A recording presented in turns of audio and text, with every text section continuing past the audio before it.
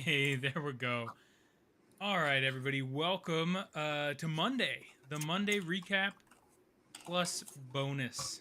Today's going to be a bit of a longer one. Shaur is back, thank goodness. Shaur, I kind of fell to pieces yesterday while you were gone. It was all good. If one Ugh. thing falls to pieces, you're allowed to fall to pieces as Man, well. me and the DJI video library are just not friends.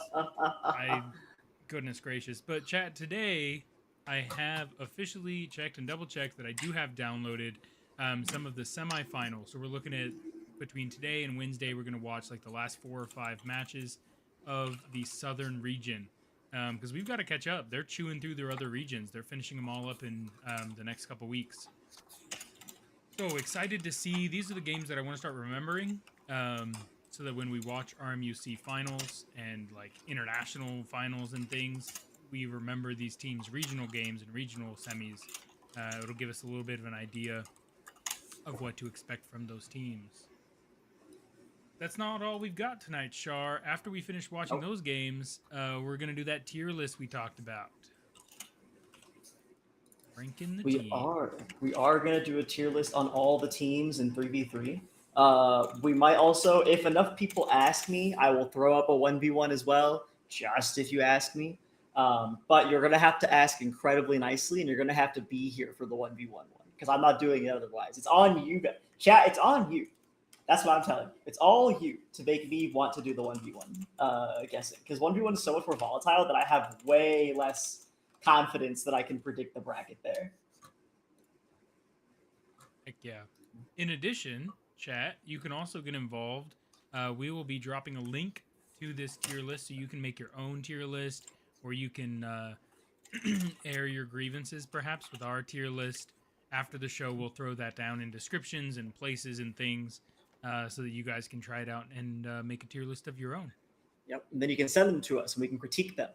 I'll happily critique them live on stream actually another time. If I get enough of them, I'll happily do a little critique. I'm excited to make brackets once we actually get groups and like all the shuffling is It's done. gonna be the best year. part of the pre-show. Just so everyone knows in chat, we're gonna be doing a pre-show this year. We haven't really done one before, I don't think, Preston. Correct me if I'm wrong, but like a true pre-show where we're sitting around, me, Preston, a couple other commentators will be on that. We're just gonna take whatever. So when groups are selected and they're made, and that all the hats are drawn, and all of you guys are rushing to your pits to try and think of strategies for how are you gonna beat. Oh my god, I'm against CU and RHIT and UW. What am I gonna do? Well, that's happening for you guys.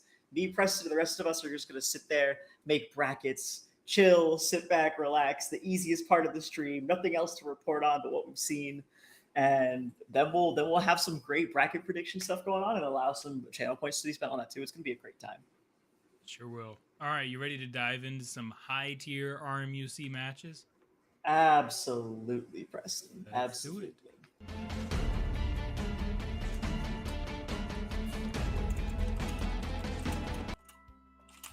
All right, chat. So we're going back. This is match 83 if you're following along at home in the Southern region.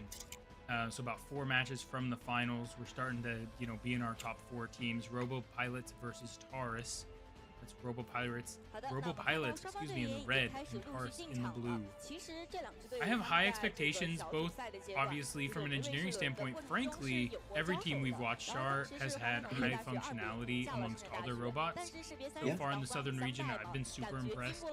Yeah, I think the only thing in the Southern region that I was like even slightly like, oh, the mechanical maybe not all there. Some of the drones we saw were a little bit shaky. They would fall. They would not be totally active. But like that's your ancillary robot. That's not any of your core functional robots, and it's also probably one of the hardest to test. So I'm not particularly shocked or even surprised by that by any means.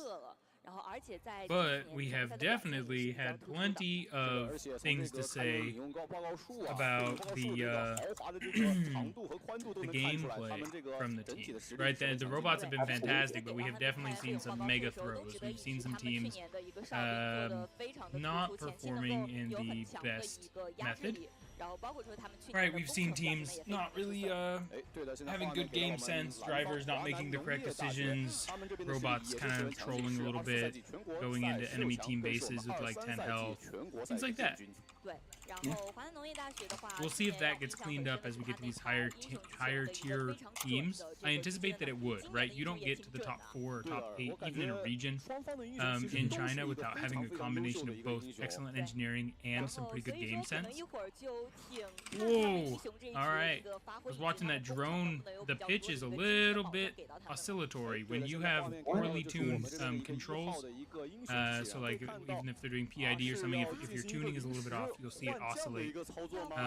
As the red team hero is swiftly carried off the field and their backup hero is put on.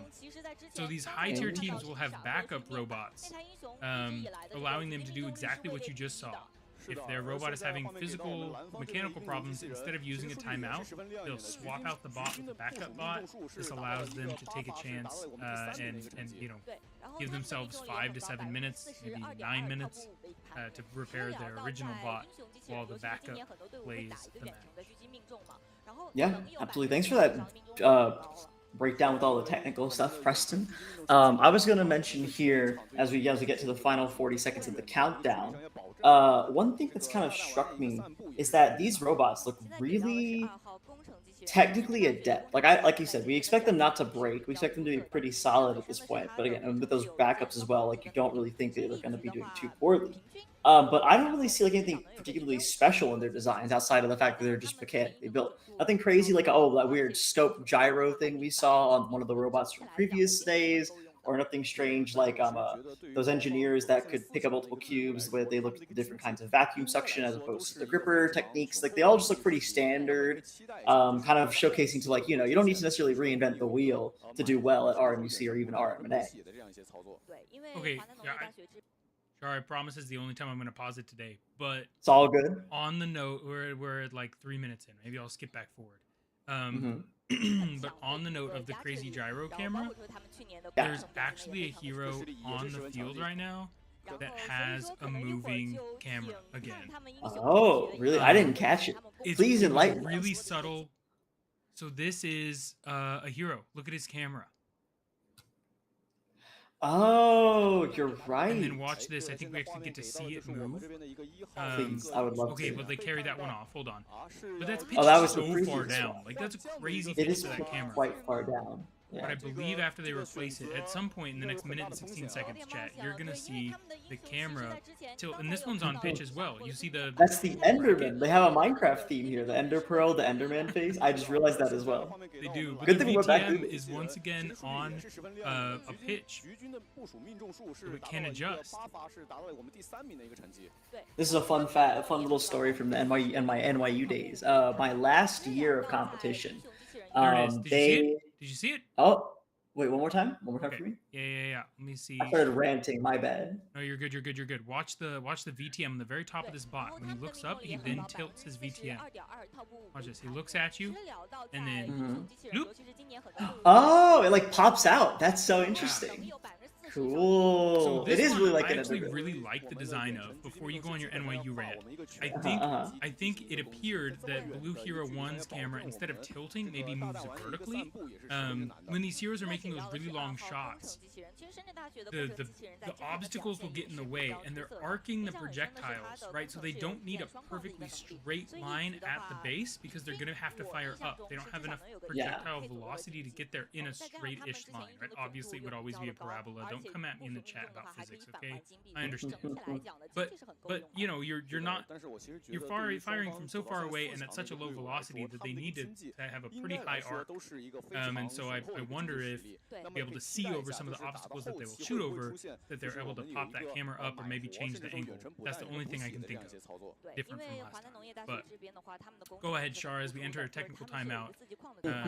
Tell me a little bit about NYU rant. Absolutely. I was just going to say that NYU actually did the same thing where we kind of themed our robots after Minecraft on my last year at the team, which I think is just really funny to see that a Chinese team like Taurus would do the same thing. You know, it's just like one of those things that clearly transcends the Roadmaster boundaries that we're all gamers to some extent, or we all enjoy games at least. And so the fact that little tiny Enderman, little Ender Pearl on it, I was like, oh, that's so cool, that's so cute. I love that. I love seeing stuff like that. But yeah, the little tiny details. Actually, last year I had a an idea to host like a design challenge. Like I just want to see your aesthetics on the robots and such. I think this year I might actually do that. Reward something for the best designed robot. We'll talk more about it on the leak stream this weekend. But I'm thinking about it a lot, Preston. Thinking about it a lot this year. The Shaur's spectacular, superb, scrumptious design award. That's what we'll call it. Like the Shaur style. The Shaur's style pick. That's a good one. That's something they do that in RMUC in China. There's awards for the most aesthetic robot. Yeah, we gotta start doing it. It's a Shaur Style Award. We're coming to an RMNA near you guys. That's what's gonna happen. The Shaur Style Award. I'm putting my money where my mouth is. I'm gonna do this year. I'm gonna get it done.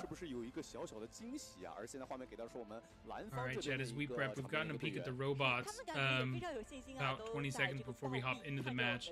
I mean, just based on the robots, it'd be really hard to take a guess, but you've got a 50-50. You want to take a guess here, Shaur, and who do you think's going to take down round one?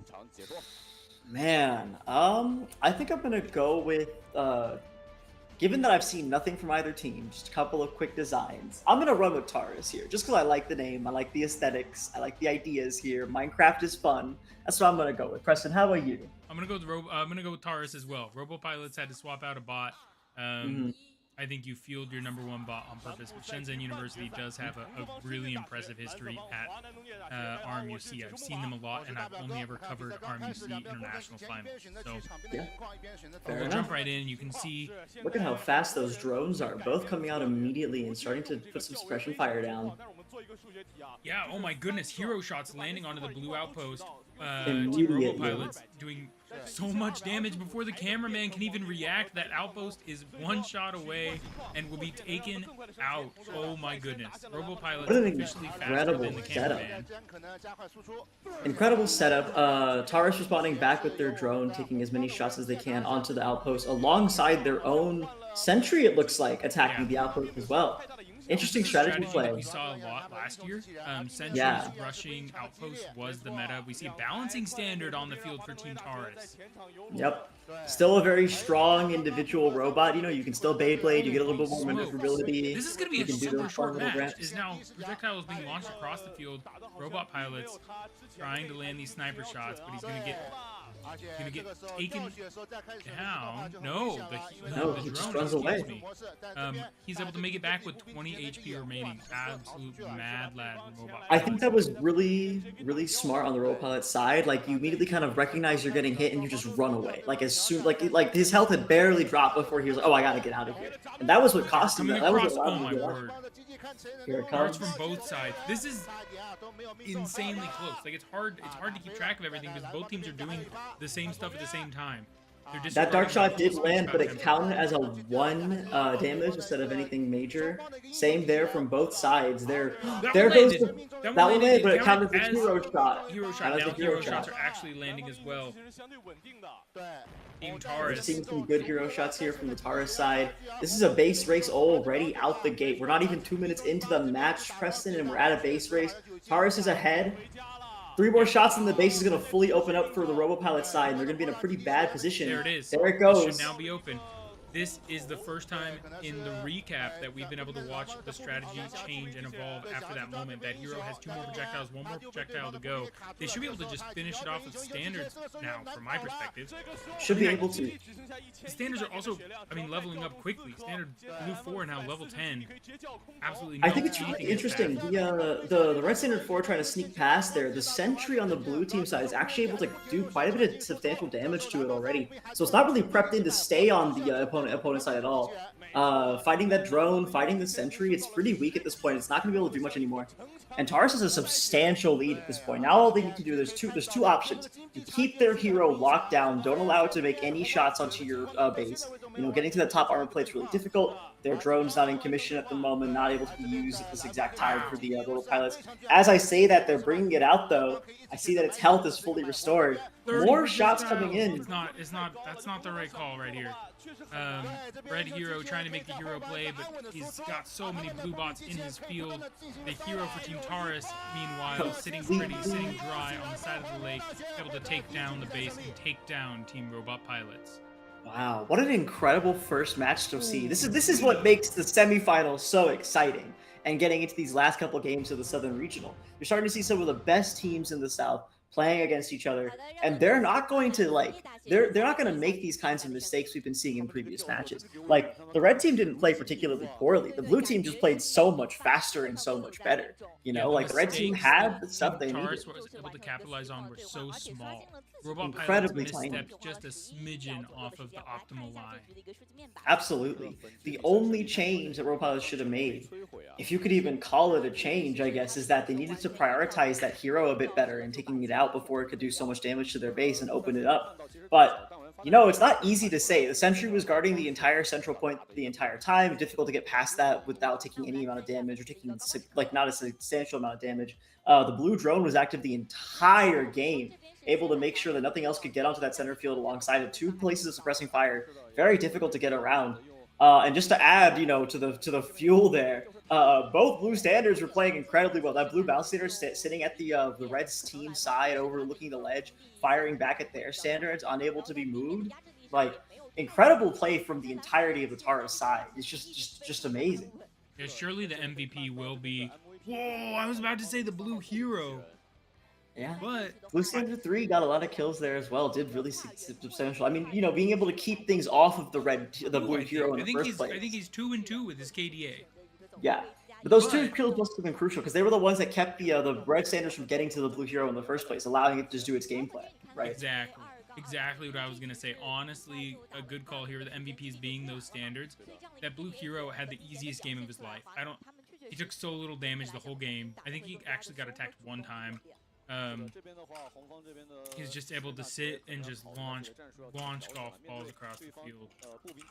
Incredible accuracy from both teams. Those hero shots were great. The darts were hitting the base pretty much every time. Whether they hit the panel and it counted as dart hits is a different story, right? But they were definitely very well kind of zoned in on their target. I'm expecting to see some more dart count match. You can see our live audience for the Southern region there. Looking good. I always love to see teams and spectators and stuff in the audience. I did notice a large econ difference as well. Robot Pilots had almost 1,000 less gold in that match, so we'll have to keep a more careful eye this round on red. Watch the engineers, yeah. Yeah, that's another thing that makes it so different from NA is that, you know, you have to watch your econ. Econ is such an important resource already, and now you're completely in charge of it. You can't, there's no timer to save you. Shaur, you must be so happy to see the balancing bots. You've been kind of bemoaning the absence of balancing bots. I'm so happy. I think that, okay, I know that in Central Regional when we hit there is a balancing hero. I've seen some pictures. And I just want to come back to what I originally said back in the podcast where I won it all for my amazing opinions, where I was gifted 1 extra point by myself for hitting in channel points for having watched the stream for so long. I just want to say it's so nice to see the return of balancing bots in RMUC. We haven't really seen a ton in RMUC, and this is just gonna. I hope this gets clipped or something because I know that there's not necessarily a lot of people watching yet. For those of you playing RMNA, please invest in those balancing bots again. I promise you it's worth it. The maneuverability, the ability to move up and down over the looks like an armor panel might have been destroyed at some point. I see someone walking away with the 2. But the maneuverability, the ability to move up and down that ramp, the ability to jump up over the step, get to the attack zone faster, come back. Like, these are things built into the game intentionally to kind of encourage going for that more technical challenge that is balancing. The reason balancing lost all its software buffs and hardware buffs was not because, it was too strong, but because it also still is strong enough even without them. My rant is over, Preston. We're going into the next match, starting the referee system initialization. But that's my rant on balancing. I'm very excited to see more of them currently. 3, 2, 1, round 2. I've got so many mechanical things I want to talk about, but there's no time. We're probably going to have this round end within 2 minutes, I'd bet. So blue 2 and red 2, we're keeping an eye on those engineers. I mean, looks like the going for the gold cube. has been removed by the ref system, is what it seems like that said earlier, for some reason or another. Oh, but it's back. We're How back could up. they possibly be behind on efficiency of gold? Grabbing double gold cube start for Team Robot Pilots, both outposts falling extremely fast. Oh no! Man, those balancing spots look very dramatic when they're taken out. Taurus's outpost is taken out first, but they come out almost at the exact same time, so no one's at a true advantage currently. Yeah, Blue Standard 3 and Blue Standard 4 both getting taken out on the red side of the map. It's a risky play. I love that the Chinese commentators, I think, also probably realized the economy gap, because we're seeing so much from the engineer on the camera as they were just absolutely nuking the base of Team Taurus. Robot Pilots throwing everything in the kitchen sink at it. You see darts hitting for 625. My goodness. One more Hero dart shots hit and one landing. more hero shot. That's going to be it for that base. my Ooh, word. that dart barely misses. Looks like the Blue Standard 4 also is knocked out over at the red side, unable to participate anymore. That's going to be a pretty dire hit here. Losing a robot all the way in the enemy team is just such a difficult The red section hero to in come back position with from. 18 projectiles. There they are, 200. Hard to see He them needs to land. hit 4 more of those to open up the base and expose it. Wow, rapid fire. And That look is at the how quickest fast I've ever. he He's just does going to it. chew it down. He doesn't need to wait. He doesn't need the standards. He's not going to let We're Shaur get seeing the another darts sentence in, coming because by the through. time Not gonna Preston's done with this happen. sentence, the game's going to be over. Less than 2 Base is minutes. open. They're hitting their standards on it as well. 143 and Oh counting my down, and it word. is gone. Robopilots comes back in a dominating What fashion. the Doesn't heck? even take a single base hit, and none of their piloting team even looks happy. They're completely upset with their amazing performance. They're walking away. They're like, Well, we they're need to just fix locked things in. immediately. They're That was locked so fast. in. Like, that's such a clean performance from Shenzhen University. That was incredible. I mean, it's clear what changed everything, right? To me, what changed everything is that the strategy adaptation was amazing from Robopilot's side. They focused the outpost way faster and used their hero on it, being able to keep pace with Taurus, and then from there, their hero just Disagree. they dumped Hard all of the disagree. econ to it. Hard disagree. Robot Pilots was the team that Interesting. got the outpost first in round 1. Outpost timing had nothing to do with the change in the game.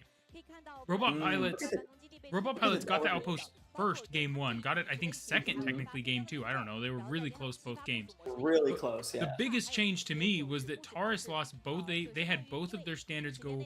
Like, it's hard. It's hard. You know it from video games, right? When you're playing and you're in a level 10 standard, or you're playing and you're like a level 18 League of Legends character, and you've fully upgraded everything, and you're just running around and you're just the big boss, right? Yeah. Then yeah. you go back to being a level 1 standard. They rushed into the red base. They both get taken down, immediately handing the tempo of the game to Robot Pilots. And then this hero, 70.6% accuracy, 34 projectiles in 2 minutes. I don't really understand how the hero was allowed to fire that many projectiles without, like, barrel heat issues. That was wild. They have to have timed it so well. Maybe they picked a specific upgrade that allows your 42mm to like burst fire essentially, which I never thought would be helpful. They also have tri-flywheels. So if you've listened to our RMNA content and maybe some of our other rep content, you'll have heard me in particular mention the fact that flywheels on 42mm projectiles suffer from momentum loss. The projectile mass and the flywheel mass are so similar that your flywheel actually slows down quite a bit when you launch a hero projectile. Typically, you want your flywheel to be significantly heavier than and more massive than the thing you're transferring momentum to. Having 3 flywheels obviously helps that a lot. Also means, as we saw very easily, they could get their accuracy at 70% without any drop off essentially. exactly. At that distance. Normally, heroes not only can't fire projectiles that quickly because they'll have barrel heat with the simulated, but they will have a real loss of momentum, of their flywheel speed. And so their projectiles will fall short. So if you fire 2 back to back, you could see it all over. Watch it in RMNA this year in like a month. Shout out. But the second hero projectile will be a lot lower and a lot slower just because the flywheels haven't spun back up. Absolutely incredible. If we get another look at those, I want to see which motors they're using. Like, even with 3 flywheels, that was a shocking speed of 42mm. I mean, it has to be the 3508s, right? Like that's got to be like Yeah. that's the gold standard of like good motor performance, and also Yeah, probably with the solid gearboxes price. removed. Like, Yeah, Absolutely wild. Robot Pilots also nailed it with their engineer. 2 gold cubes. Oh, yeah. If you're playing for a super speed finish like that, if you're absolutely rushing through, you need gold cubes. Silver cubes aren't going to give you the finance. I didn't quite catch it, but how much did they spend into their standards? It seemed like pretty much everything went into the hero that time. I mean, 34 projectiles in 2 minutes. That's got to be a lot of your econ spent into the hero specifically. I didn't see a ton of 17mm shots fired. I mean, they didn't need it because Taro sent their standards over, and they weren't really competing against them anymore at that point. It would be really interesting, maybe at the end of round 3, in this best of 3, maybe we'll scrub back and go look. I wonder if the drone was really influential in allowing them to use all of their gold into the hero. That has to be, yeah, because you have that 17mm suppression fire from there, and that helps you get out that outpost as well. It's also crucial to remember that the Sentry, because it's fully autonomous, still has lots of buffs, right? So it starts at level 10. It also starts with projectiles, virtual and physical. 750 virtual and physical projectiles. So these teams that are able to utilize that, right, where we're seeing the Sentries actually shoot at the outpost, that is going to skew the normal kind of gold per minute graphs that we're used to seeing. It will artificially inflate how much, quote unquote, gold lead a team has. If they can use their Sentry, they get free gold basically. But Robot Pilots seem to have an issue with their Sentry right now. Magic Power Cycle, we'll see if that fixes it. Yeah. Shaur, I really thought that the changes DJI had made were going to slow the game down. I think they were put in to slow the game down. Yeah, I would have to agree. Yeah. Watching the previous RMUC finals, this is what I've been watching for the last couple of years. The game's over in 2 minutes. It's this mad dash of like crazy, really impressive engineering, but frankly, you miss some of it because it's all happening in this crazy choreographed like speed run. Yeah. And so they changed it so that in my opinion, that the base would take longer to destroy, ideally, right? The armor panels are harder to hit, the bottom ones aren't exposed for longer. But Robot Pilots, showing them no mercy. Just absolute. I mean, what's goodness, Robot Pilots, if they don't have a mantra already, they should just steal it straight from Overwatch and just do death from above. Like, they just absolutely rain down rockets and 42s at the same time, both hitting. That also plays into the gold, too.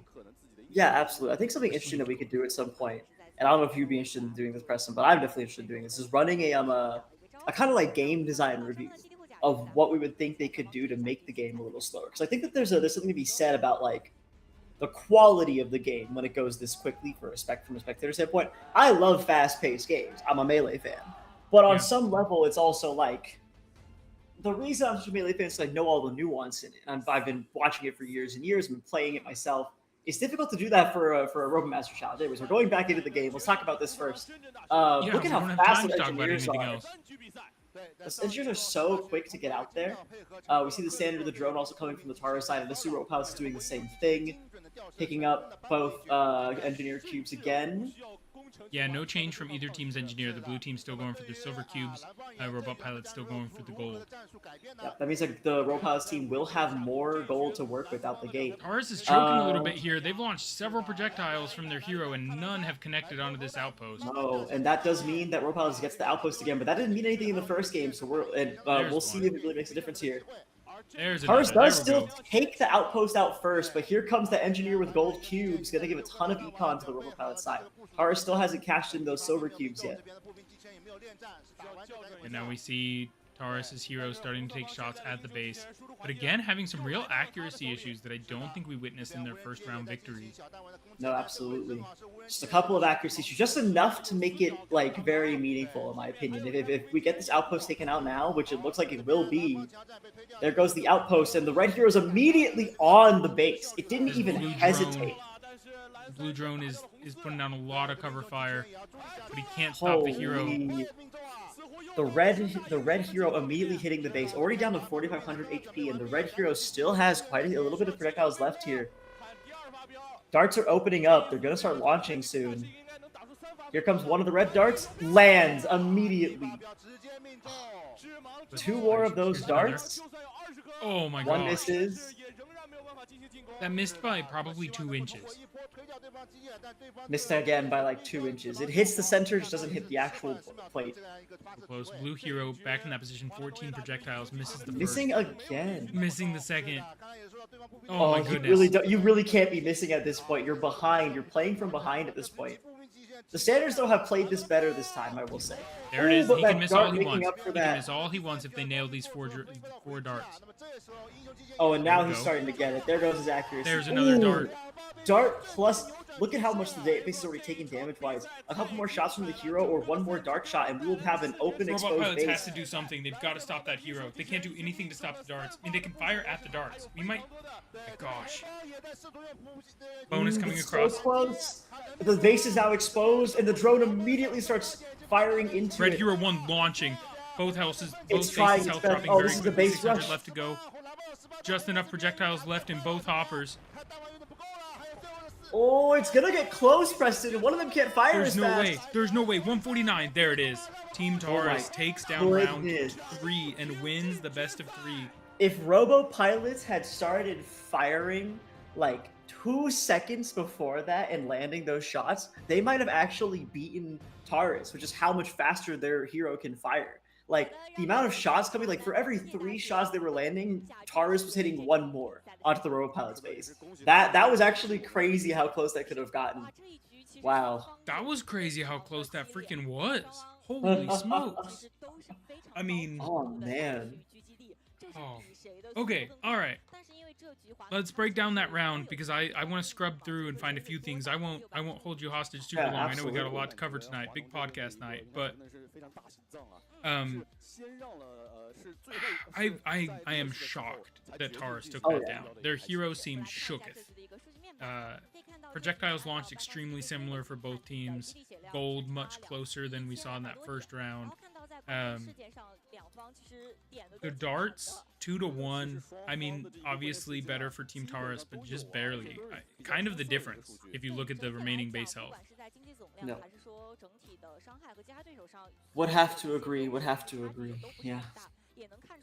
Dude, they also fired almost the exact same amount of projectiles.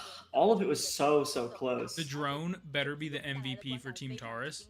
That's all I gotta say about that. All that suppression fire, knocking out 2 of those the 2 extra standards that the drone got. I think that was definitely the make or break there. They couldn't get to the hero otherwise, and that allowed them to set up, take their time, knocking out that base because they did have the worst hero objectively. The hero could not shoot as fast, was not as accurate as the Robo Pilot's hero, and so all they had to really make sure it was protected in order to actually do anything. So the sentry also an amazing spot to place it. It was just patrolling this whole area, so that balancing that's the red 3 standard can't get to it. See, red standard 4 tries to get to the hero, do anything to it, and that's where he gets eliminated by that drone. Okay, the dart takes it. valid. I'm willing to accept that. Also the dart valid. really did come in clutch as well. Those 2 shots it landed, 2 dart shots were enough to really bring it home with the hero missing originally. And when they were both landing back to back, hero, dart, hero.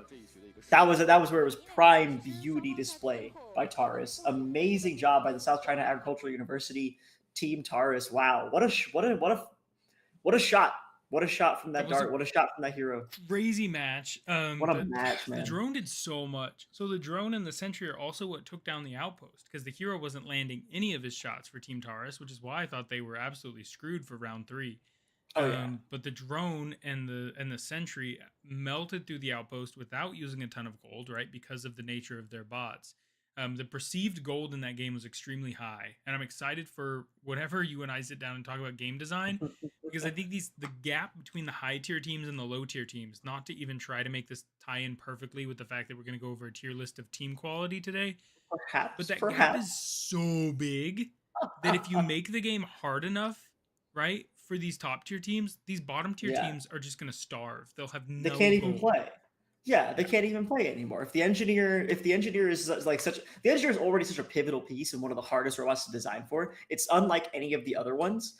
If you make it even more difficult to actually use or do anything with, bottom tier teams just won't even play. They won't be able to.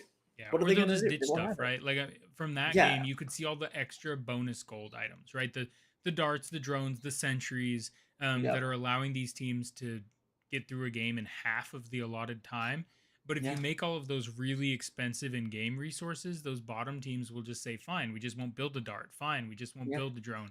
And the thing is, it really won't slow down your top teams either, because your top teams will just be good enough to like overcome those particular challenges anyways, and they'll still play incredibly fast-paced matches. Like, sure, fast-paced might now be 4 minutes instead of 2 minutes, but it's not going to make the difference. It's not going to make a difference in the actual gameplay, which we can talk about when we do that game design stream. I have many thoughts on this. Yeah, we have many thoughts on this. Anyways, I believe we have another match we're going to cover today. I sure do. That tier list. Otherwise known as real semis. Here's another one of the semifinal matches. Yep. Here's one of the other semifinal matches here. This is going to be let me double check. 到双方的队员也已经开始陆续进场了。本场比赛是由红色方华南理工大学对阵蓝色方南方科技大学。对的，回到我们刚刚的话题，其实相对于红方这边，我们蓝方这边的南方科技大学相对来说是有点类似于一匹黑马。对，他们的韧劲儿非常足。是的，让我们先来看一下红方华南理工大学24赛季全国赛亚军，23赛季全国赛季军。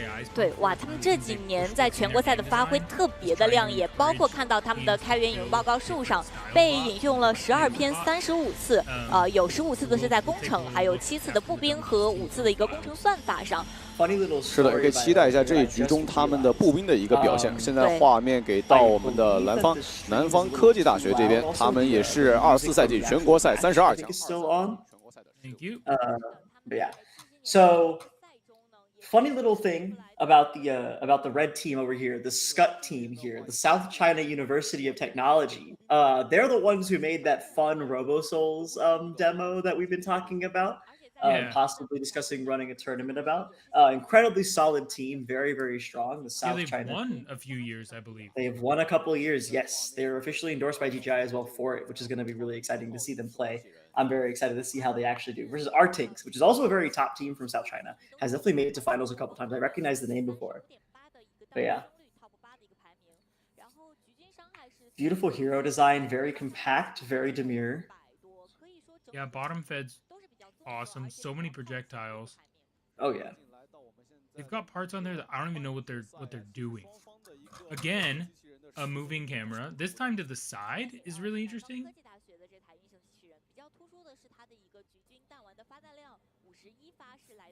Shaur, I don't think I am a mod on this channel yet, but I got you. Thanks. I'm already in mod view for this exact reason. Perfect. I like how it tries to give me again using engineer here again using suction cups. I don't think we've seen any claws anymore. The era of claws is over, in my opinion. Suction cups are just better for a million reasons, and also more relevant. Frankly, I don't think DJI is mad about the claws going away. We industry-wise, we're kind of in a time of soft robotics and cobots and things that are less likely to have rigid claws like we were seeing on prior designs. Oh yeah. Yeah, robotics in general has changed a ton in the last 2 years. I mean, like, one big thing everyone's into now is bipedal robots, right? Which, I have thoughts about. I could get into as someone who works in industry about what that is. But that's got to be one of the things as well that I'm sure DJI is thinking of when it comes to, like, pushing for balancing robots, pushing for the ability to do that kind of like similar leg balancing design. You think we'll ever get it? You think RoboMasters will eventually like replace the dart with a bipedal robot? It would be just really transition funny. into real steel. Like, you unlock your dart by killing the other team's base.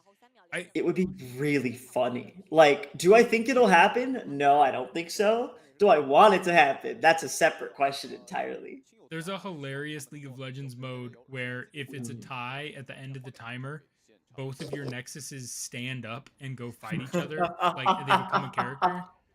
Oh, they should do that, actually. They absolutely should do that. I would love that personally. I would be a huge fan of a mode where we just get to see the two bases deck it out. The bases actually did used to move so long ago, if I'm not mistaken. Correct, Preston? I don't ever remember the bases moving. I think before 2020 they used to move. Anyways, we're out and about now. The match has started. Both engineers hitting for the silver cubes this time. Neither of them going for the gold cube push. As I say that, Engineer 2 from the blue side RTinks actually decides to make me wrong. Commentators curse over here. Going for one gold cube at a time, that's just fine. He might be able to hold others as we see both drones. Oh no, taken down is the RMUC drone. You do not want to see that from if you're RMUC right now. Now you're way behind. The hero's trying to catch up with the drone pressure, but with 90 more health left, that outpost is going to go down, and the Scud is going to be ahead at this point. Yeah, incredible accuracy from their drone on Team Scud.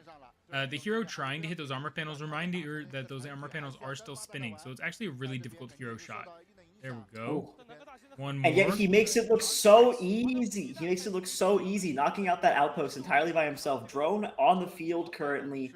Going to be impeding a little bit of that standard 3 progress, but it's going to try and make it move anyways. In the hopper for Scut's hero. If he can get this dialed, there's 15 projectiles remaining. That's a huge amount of damage. He should be able to chop down the whole base barriers. Blue Center 4 playing amazing defense for their own side. We're getting that Red Center 3 out of there, knocking it away. Trying to now tweak some damage to the Red Hero 1. He does not realize he's being attacked. He's so low! I think it's a calculated risk. I think he decided to just stick it out, and I think it was the right call. He lost by a hair. I mean, just the smallest smidgen, but it won't matter. Scut lands a dart. Not to be outdone, a dart flies back from RMUC.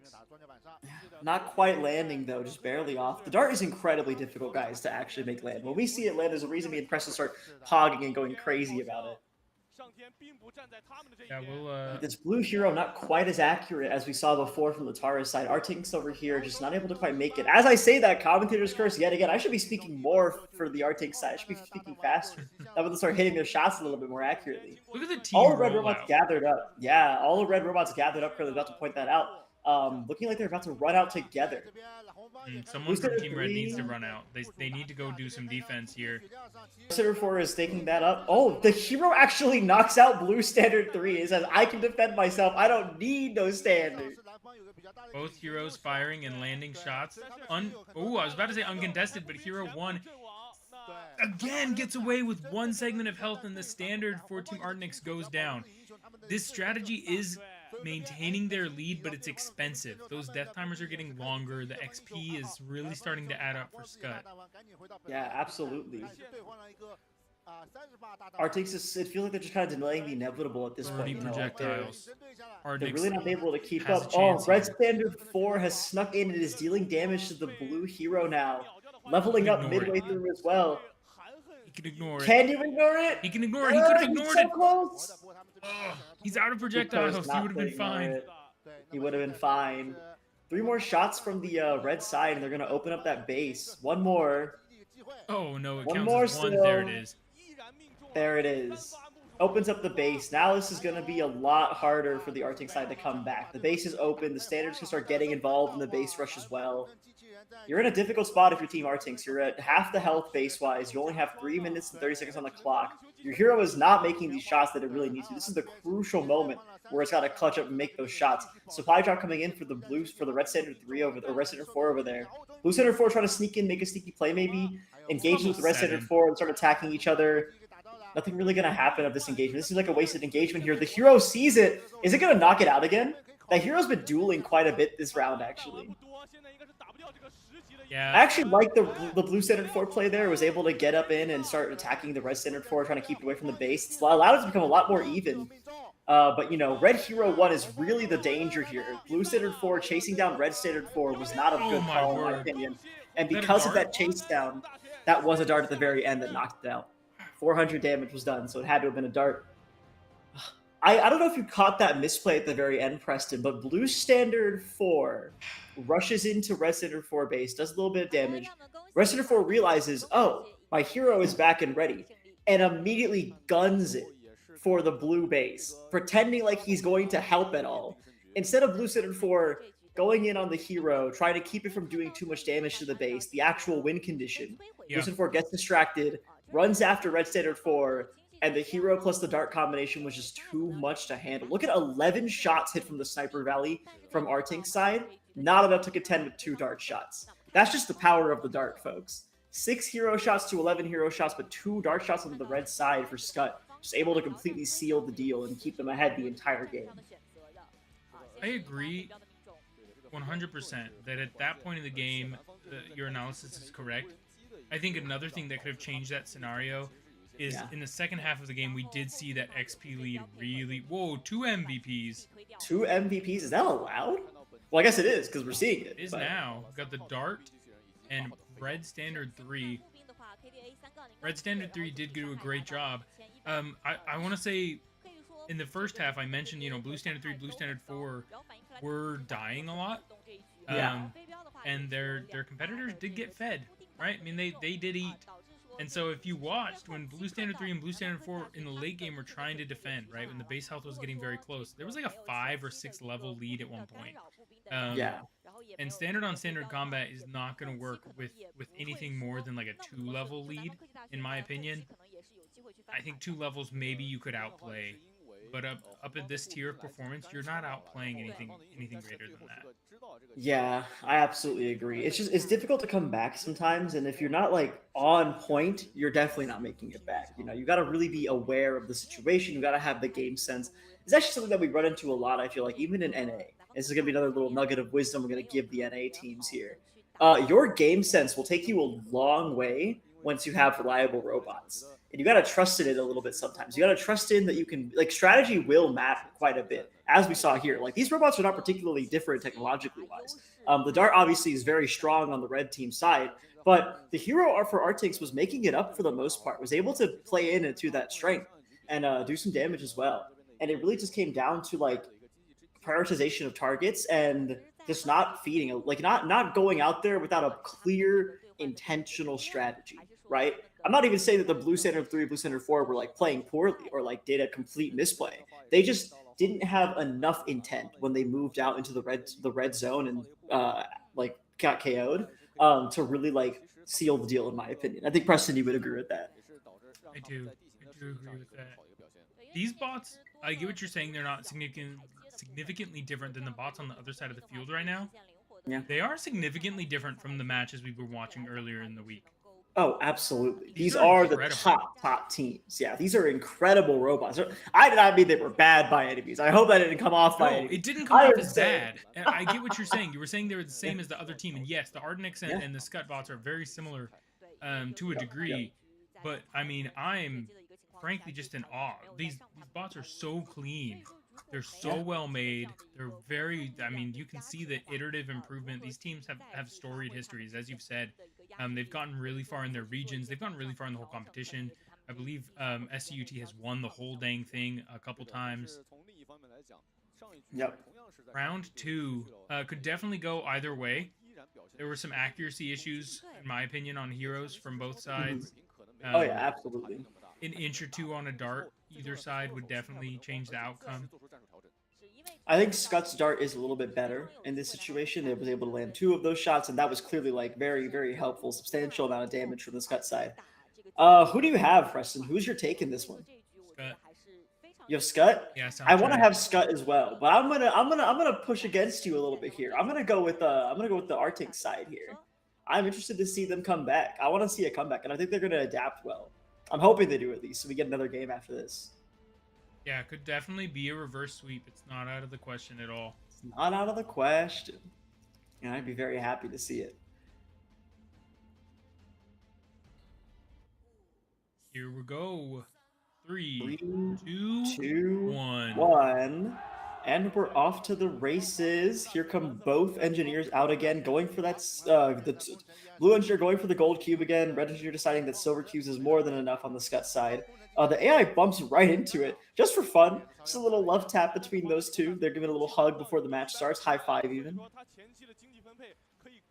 Both drone, or the red side drone active and moving. The blue side drone not active this round. It looks like not being fielded.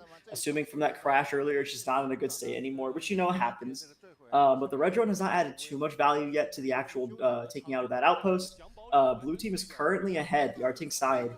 Outpost is down to 1,000 HP already, 800 HP as I'm speaking, and still doing damage. Still has some projectiles to work with here.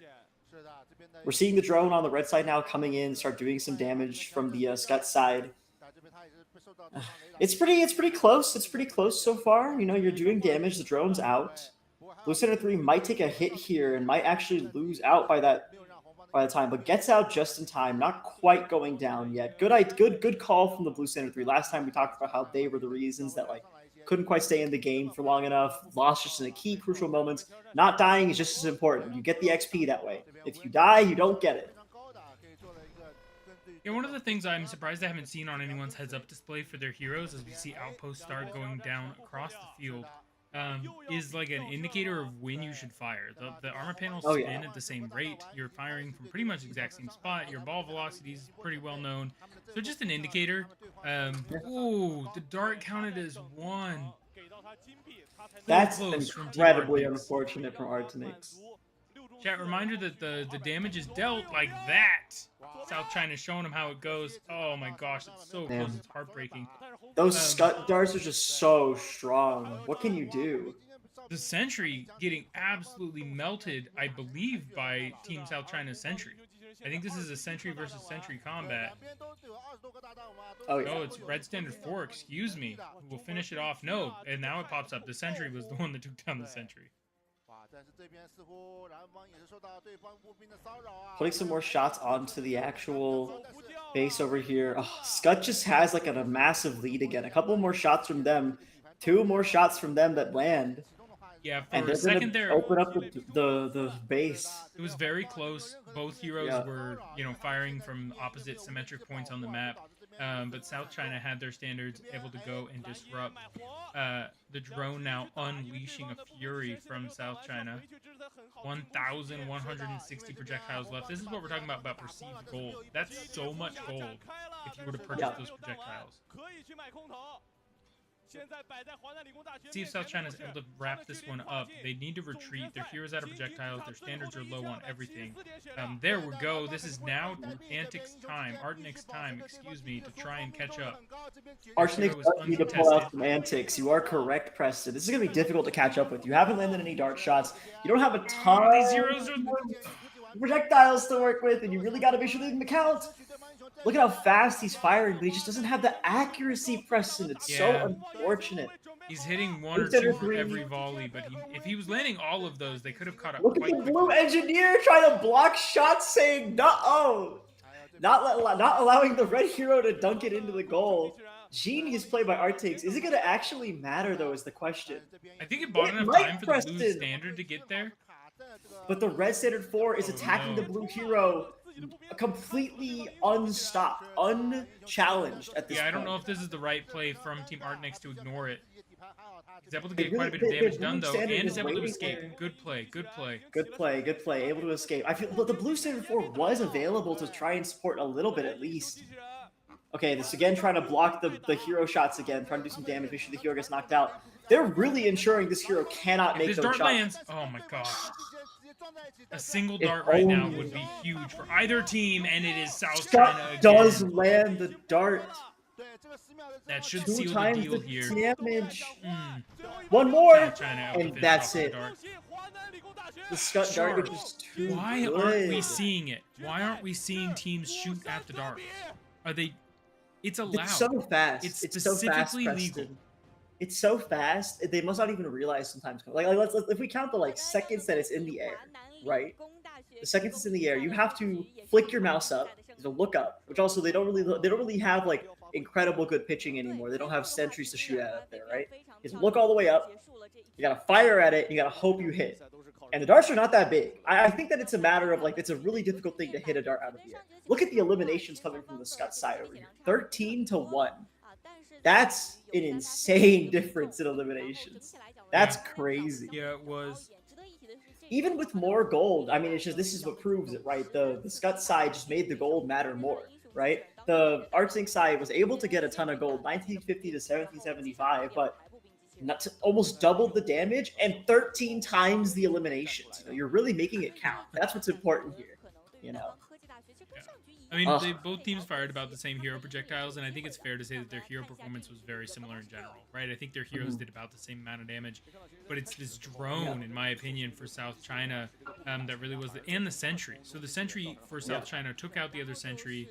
The drone was extremely influential. That's where we're talking about a lot of free 17mm projectiles. They fired over 600 additional projectiles compared to Artnix. okay, I understand they had to put the hero here because the hero did do some good stuff, but like the dart was absolutely the only MVP of that round. Oh yeah, like, 3 darts is that dart hit so much in insurmountable. both rounds. Crazy play by the Scott side. That dart is amazing, absolutely beautiful. I would not want that dart coming in my house. I'm gonna say that much. That dart could definitely break a window or two to get to me. Yeah, no I kidding. think it's scary. So here's my A point. heat-seeking missile, indeed. It's what we saw last year too. If you think back to the RMUC like semis and finals from last year, we saw teams hitting 3 or 4 darts very repeatedly. And yeah, absolutely. Yes, one possible strategy is to try and outrace your opponent and just land your darts faster, right? Yeah. Getting punched in the face and trying to punch your opponent faster is totally a valid way to win a fight, but I'm posing that perhaps it's not the only way to win the fight. And I hear you that it'd be extremely challenging. I think the answer would be using the drone, perhaps? Where you have, you know, 1,500 projectiles, so you can just...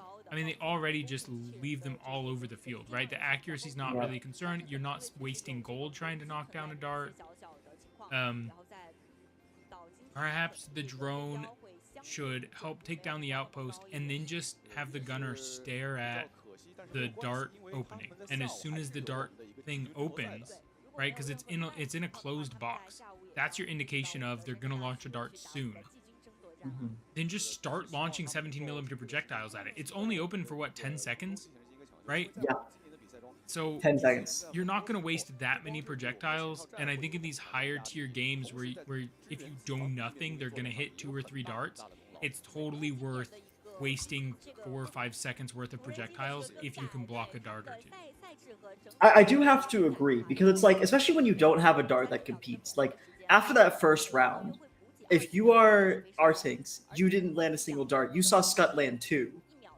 You don't in tennis, right? I used to play a lot of tennis, varsity tennis when I was younger. In tennis, when you're playing doubles, you would stand at the net so that you would challenge them to pass you once on the doubles alley side, right? Yeah. Just pass me once there. I'm not going to start defending it very well until after you've proven to me you can make that shot once or twice. In this case, Scott has proven to you they can make that shot once or twice. You got to start playing defense for it. And you can't. That's the thing. And you know you can't. You got to start playing like you don't have it, and you got to try and take it away from them as much as you can. I agree.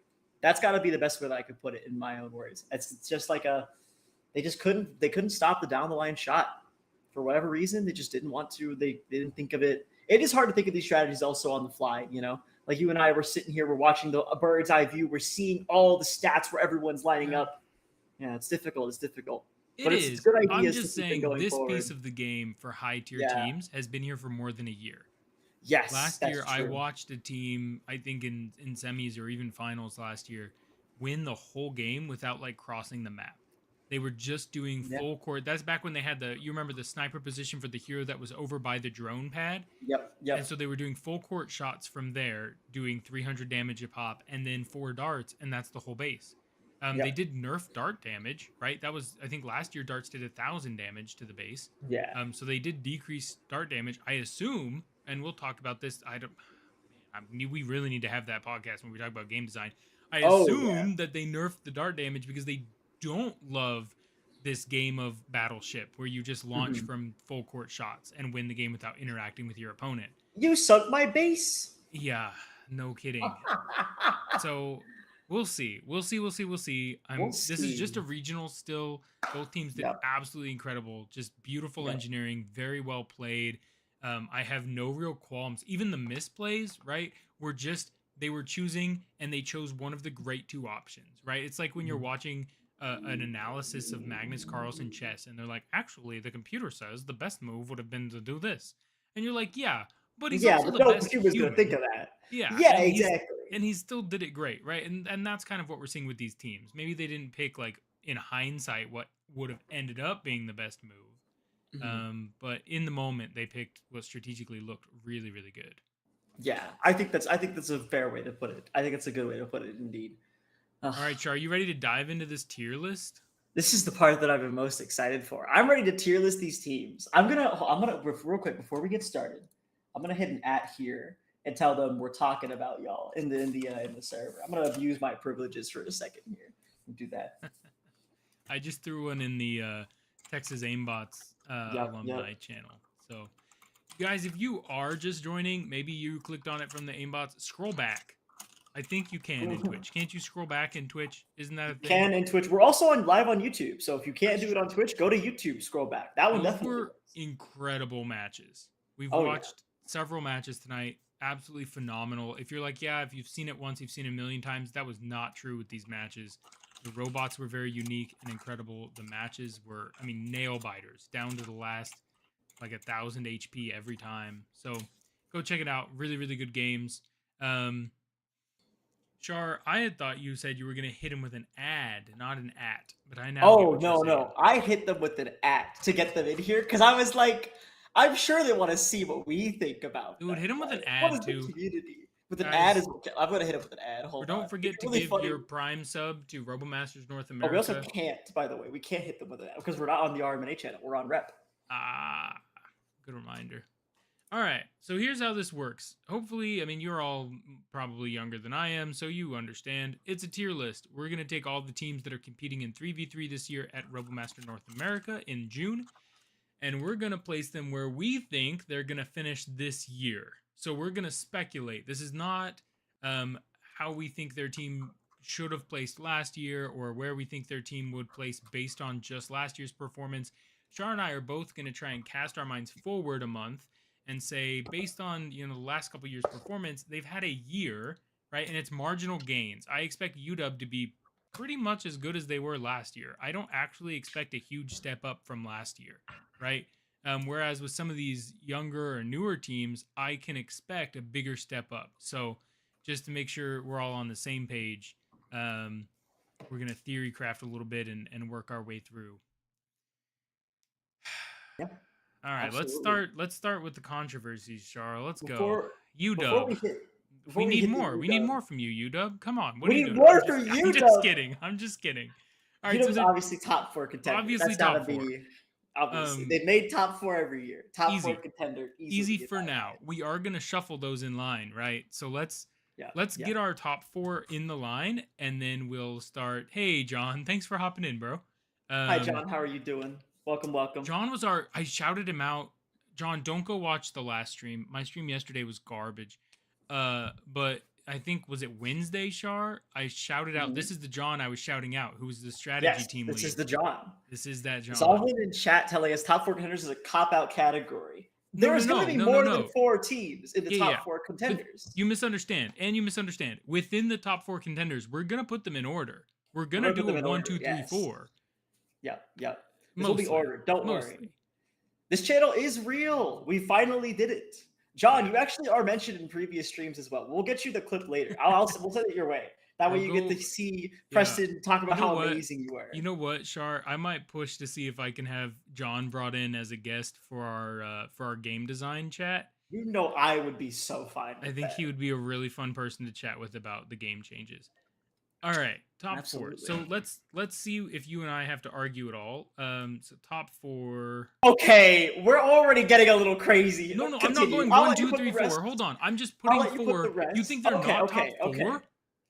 We'll get to there. Let's keep going. All right, let me just keep going. Let's see. Top 4. Oh gosh, I think this year for sure. We need to be talking out loud. So that's the University of Washington. That's Colorado, Boulder, Colorado. And then that's the logo of Virginia Tech. That's Virginia Tech. Yeah, that's Virginia Tech. That's third. NUS, you're missing Caliber. It's the third one there. Yeah. Thank you, NUS. How do you feel about this? You want to? Is this how you feel? Wait. Well, let's okay, so I'm going to go with this. I'm going to give you 2 more teams that I think should be in the top 4. Because I don't think there's only 4 teams that are top 4 contenders. I think I said this to you earlier at the beginning of the podcast. I'm going to repeat myself here. I don't think these 4 are correct. I think you're missing 2, personally. Okay. Right? Hold on. Let me try and guess. All right, try and guess the 2 that I think you're missing. Also, I think your face cam is covering the bottom left right there. If you That's want to move okay. your face cam, They'll figure it out. Look, guys, there's other teams. All of the teams are here. All right, which 2 do you think that you're missing?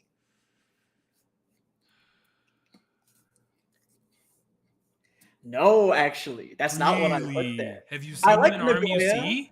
I like Nagoya, but I don't necessarily think they're top 4. I think that you're thinking of the other Japanese team, which is for the purple little logo there. Oh, That Odeo one I would Samurai. agree. Thank you. Odeo Thank Samurai. That one goes there for sure. Yep. And then the last one I'd put up there, and maybe this is controversial. Apparently, this is controversial. I didn't think it was. I would put ATV. I'd put Taboo there. Oh, wow! For It's top 4 Taboo. contender. Oh yeah, this would be my top 4. I'd put these 6 teams are all top 4 contenders in my mind, based on what we've seen. So let's be a little bit more granular now. UCSD on top, by the way. That's what Hanroy is saying in chat. We love UCSD. UCSD top 4 contender. I do love UCSD. They're doing great. Sadly. Host status. We should have made a top tier that's host. Okay, so we've got UW, Robo Grinder, NUS. Goodness, it's so hard to try and shift these.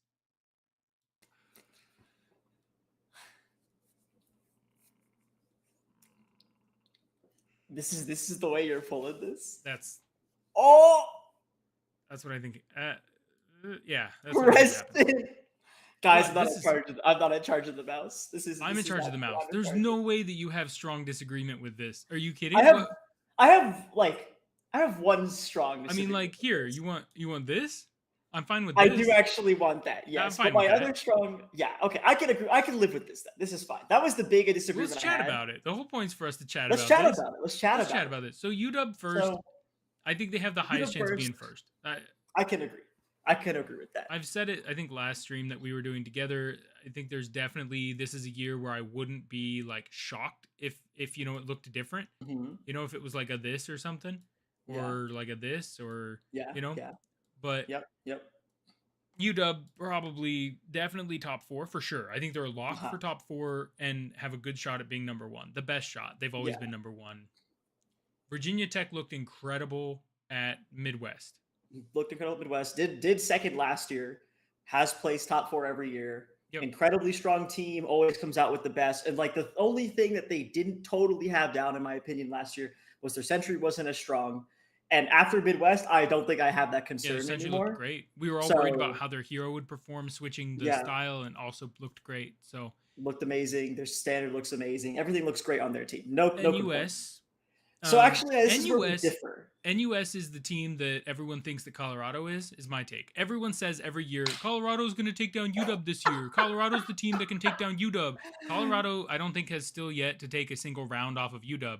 NUS, let's call it practice matches, also redone matches. They're the only people taking any sort of legitimate rounds off of UW since like 2022. Here's my thing. No one else is even pushing UW to a second match, like to a third round. I understand that the data might not be there. I'm very data driven, Preston. What do you want? What do you want? You want this? What do you want? No, not necessarily. I actually think CU should be in front of Caliber if I was gonna pick another team to go up there. That's how I would do. That was why I went. What's happening? Okay, yeah, but this is every year. This happens every year. Everyone always tells me, and it's always people that know. So I think CU just stubs their toe, right? Obviously the robots got stolen. Then they threw a zip tie in their hopper. Like, yes, they've had wacky stuff, but you're now up in Colorado. You're doing some mentorship, right? Well, okay. I'm not even counting the mentorship stuff. I'm counting what we saw at. I'm just counting what we saw at Midwest. They right? Looked great. CU looked amazing. They brought it to VT. They went 1-1. Like, we have to give them that at least, right? They're the only team that could take a game off VT. And if you think VT is strong enough to take UW, if you think VT is second, I think you have to think therefore CU is almost as good, if not just as good. That's my personal take. For a reminder, I did this, and then I switched it to appease you. So we want to swap NUS at the top, then have VTCU be 3rd, 4th. I'm also willing to live with that. I'll live with that. This is fine with me. You and I can disagree about this. This right here, CU, NUS, could totally go either way. This is going to be does NUS's Sentry work? Because it has been spotty. And does CU not like have weird Colorado problems? Like, it's just we're on red, control, which means I can just say it. CU has incredible engineers, but like hits the stereotypical like geniuses that sometimes have crazy common sense issues. Like, they designed robots that couldn't drive over the projectiles that the robot was firing. And we're like, oh, well, then they try to make this whole thing about it. Okay, problematic, right? Like, you don't need that. It doesn't.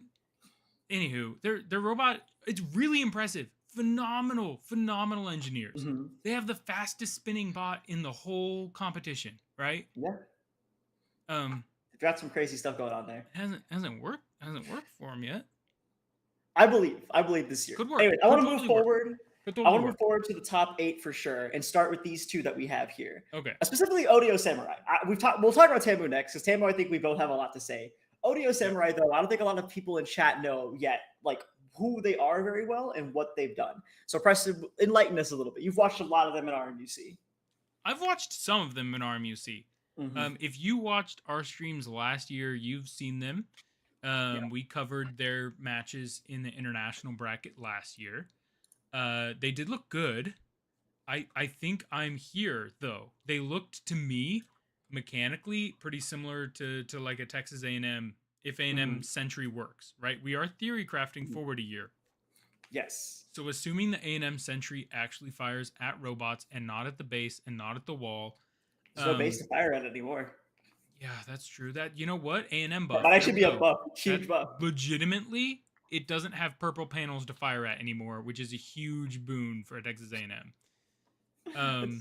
So they're a good international team, but kind of typical for like a Western international team. They don't make crazy pushes. They're not like there is a Japanese combined university team that does push in RMUC. Yeah.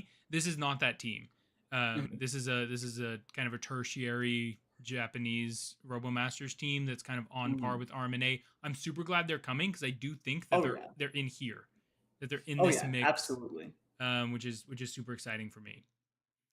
All right, Shaur, I threw all the stuff in top 4. You keep helping me throw stuff in top 8. Okay.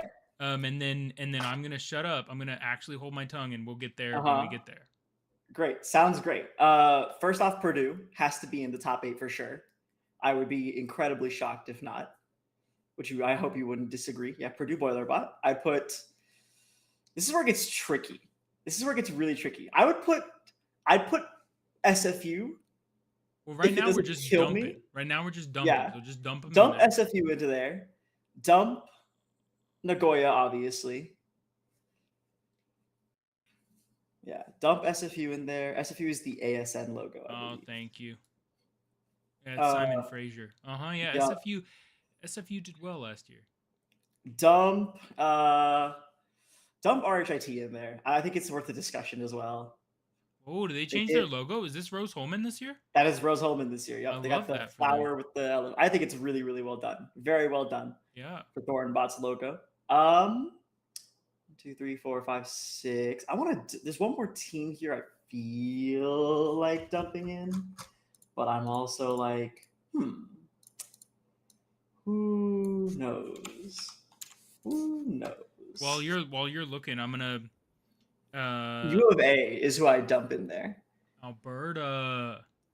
I dump Alberta, but Alberta I have some thoughts about specifically. Help me out with the Alberta logo. Alberta is the second from the last, right before UT Austin.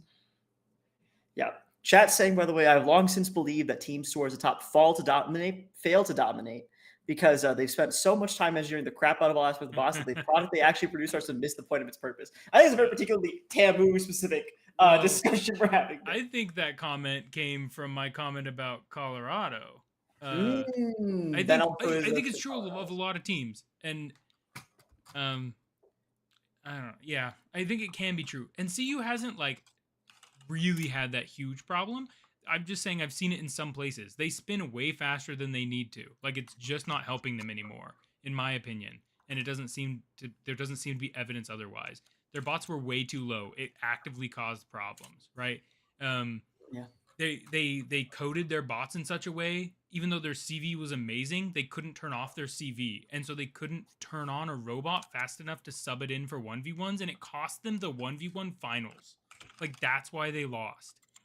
They had an extra bot to sub in when they dropped the zip tie in, but they couldn't turn on their bot fast enough. So, like, I'm just saying, CU has a history of building such great bots, and I think that's kind of what John's getting at, is that they engineer past the point of diminishing returns, and they keep engineering so far that they hurt themselves. But I think that's fair. We're moving to the we put them up there. Discussion. We put them up there. We agree there. Guys, make sure you're listening correctly to Shaur and I, hopefully. When we're criticizing the top 4 teams, remember that that's us saying the bad part. The good part we're saying quietly. Thanks for the follow, Lethal. The good part we're saying quietly is totally top 4 team material. Most impressive RoboMasters teams in NA, right? It's just that part's being said by the tier list. So when we get into the lower halves, we'll be saying positive things about the teams because the tier list is saying the negative part out loud. They don't really have a shot, right? So make sure you're, keeping that in mind as we sit here and criticize teams like Texas A&M and CU. I expect both of them to do very well and to be very impressed, but not top 2 in my opinion. Will you let me have one copium put into the top 8, by the way? Sure. I mean, throw it in there and then we'll talk about it. Throw Ultraviolet NYU, please. Oh my gosh. This is the most copium take. We'll get there.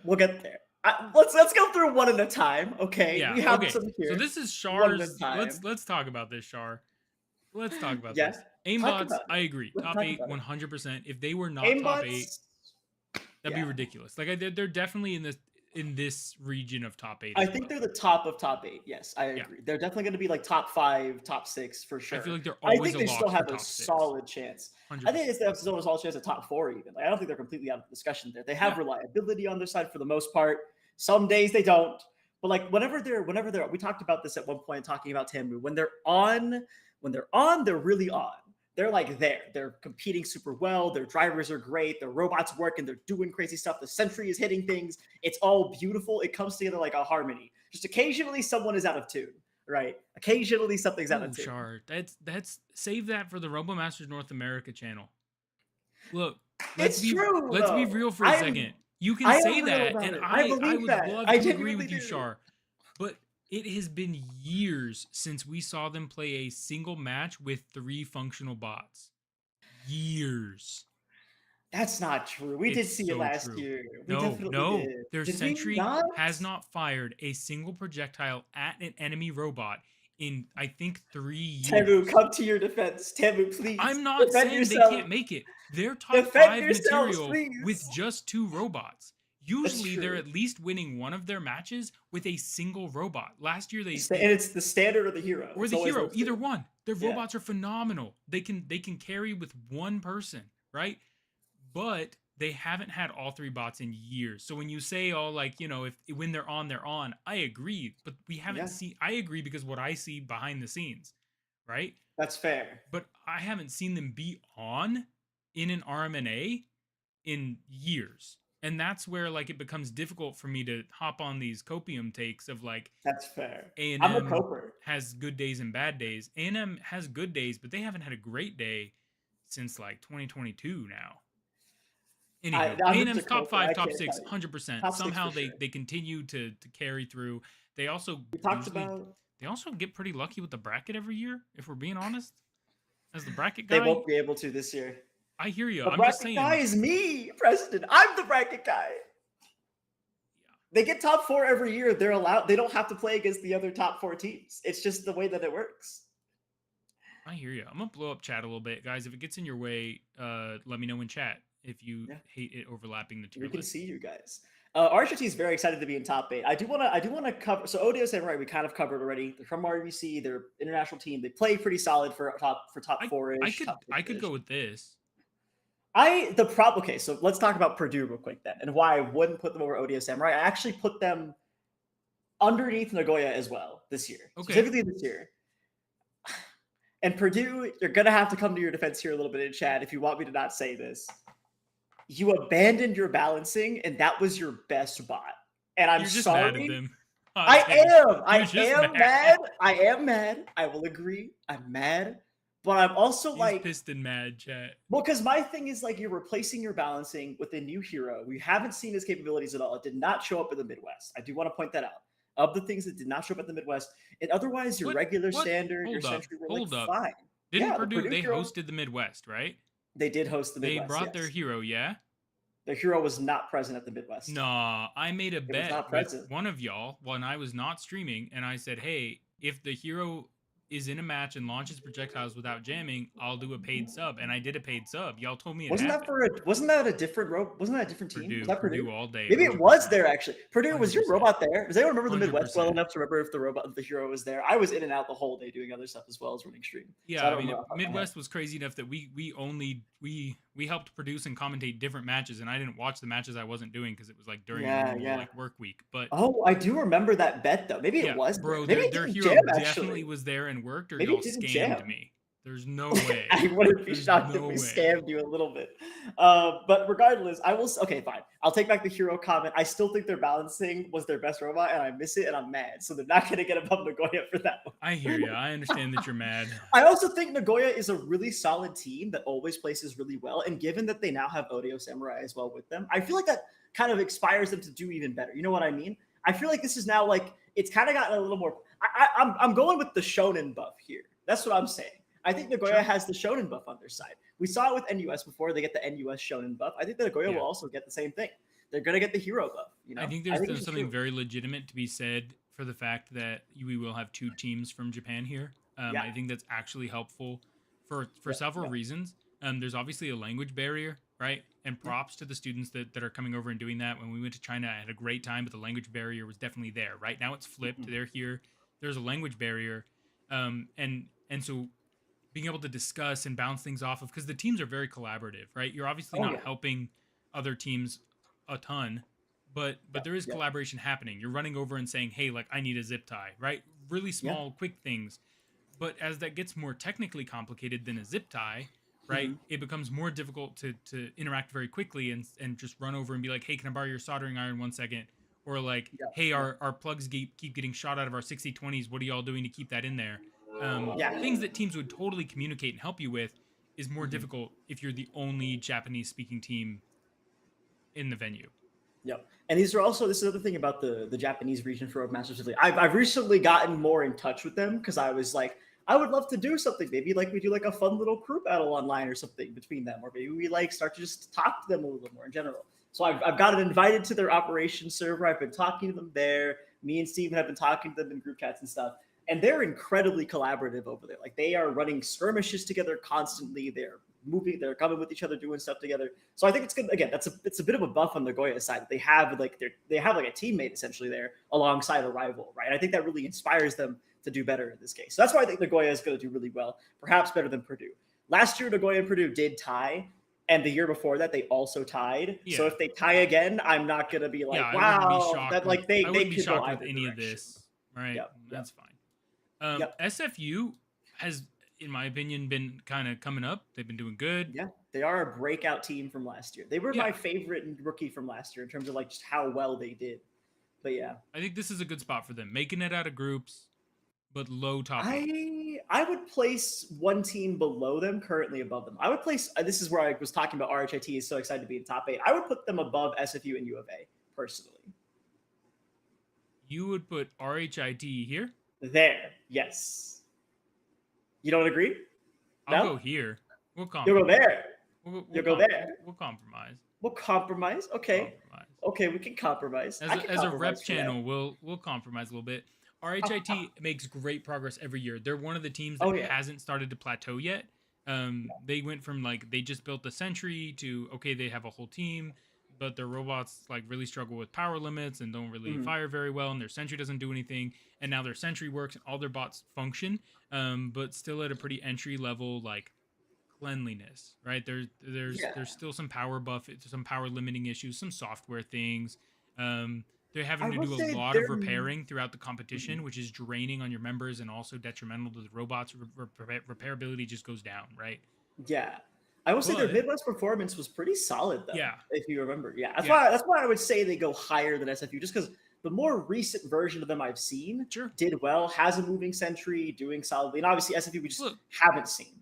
Try to butter you up for this next bit because this is ridiculous, Shaur. This is ridiculous. This is absolutely absurd. It's ridiculous, brother. My heart's breaking. I love NYU. I love NYU, dude. But there's no way. Of course, I love. There's no way they make it out of groups. Listen, they made it to top 5 every year before last year. Last year was the fluke, I believe. They made top 5? What? Yes, every year before last year, top 5. You're telling me Seattle, NYU was top 5? NYU was 5th, yeah. What? Year before that, NYU was 5th, 2023. NYU was 5th again, 2022. NYU was 3rd. Am I really sleeping that hard on NYU? Recency bias, all I remember is last year we had all these issues where they couldn't pass their inspection and stuff. Yeah, like their robots couldn't get onto the field, and it was really rough. So what ended up happening there, and I think this is something to take into account as well. I'm not gonna cope that hard. If you really want to throw them out down, I'm happy to. Whatever, it's fine. Well, let's talk about some head-to-head matchups here for a second. Then okay, let's do it. I think UT and NYU is going to be a banger. NYU has won that one historically. Yes, they have. They played it. Yes, they have. I'm just saying with the slope from last year, I think McMaster also interesting versus like an NYU. I would agree. Dude, I would love for Torino to really make a push in 3v3. I'm curious how they'll do with balancing changes though this year, because that's like their saving grace, kind of. Okay, but we just finished watching some ridiculously high tier RMUC teams, and all of them were fielding balancing bots. Yeah, but the part is that it's ridiculously high tier RMUC teams, and I'm sorry to Torino, but their balancing has not been the best balancing in RMNA. Purdue had the better one. It's been pretty. You're right. They're not okay. I agree with you. I love Torino as a team. I think they're doing really good, but I do have to remember they're 9th every year in 1v1s. Yeah. Like every year. Probably not top 8 in 3v3s yet. I do follow most of these teams' Instagrams. If I'm not following your Instagram, or you just think I should, throw it in somewhere. Put it somewhere. I'll follow. Put it somewhere. Hit it in the RMNA Discord. Throw it into our chat. I didn't realize NYU had been so good in the past years. I frankly forgot. Yeah. Last year really broke because they weren't present essentially on the field. I get that. To shed some light on last year's inspection stuff, because I get to talk about this on the rep channel. Essentially what ended up happening was that they did not have a remote controller to go through inspection with. And in the rules, you're not allowed to inspect unless you have a remote controller. That's why we pushed this rule so much this year. We're talking about it all the time. Which, by the way, if you're here from RMNA, please have a remote controller available with your robot to inspect it. Otherwise, you're not passing any of your inspections, and everyone will think that you're washed and horrible at the game. So I will say that like the robot quality was never tested in this case. The one time they did get on, though, they did not do well. I will tell you that. Okay. I will say that much. I'll admit it. They didn't do great. Well, then let's do this. But it was also the UW match. Yeah, it's fair. We'll put them in University of Alberta kind of in the mix. I'll live with that. I'll live with Lycopia being allowed in there. High placing groups. High placing groups. We got a lot of tiers left. High placing groups is a really generous tier for you to have made. I'm not going to use it. This is just it. Hit that settings icon, hit that delete button. Oh, yeah, delete that row. Bye-bye. Now it's just so big. Now we're just free advertising for Best Buy. Best Buy. Anyone want Best Buy? Because I think underneath top 8 is mid-tier teams. This is This used to be the meat and potatoes of RMNA. It is no longer, which is awesome. I mean, obviously, we've had all this argument now about top 8 and top 4. It is now a really competitive thing to get out of groups. It used to kind of be a little bit of a crap fest to get out of groups, right? We'd have a who can hurt themselves the least to win a round, or like a who's taking the least self-inflicted damage, or like who can do like more robot damage because no one's doing objective damage. That time is over. That was years ago. So mid-tier teams are few, in my opinion. I think you've got UT Austin, McFalcons. I agree with. I think UCSD falls in here as well. Yeah. I think the hosting buff at least gives them over. Like they were already here, in my opinion, but I think the hosting buff will also keep them here, if not put them a little bit at like the top of this tier, right?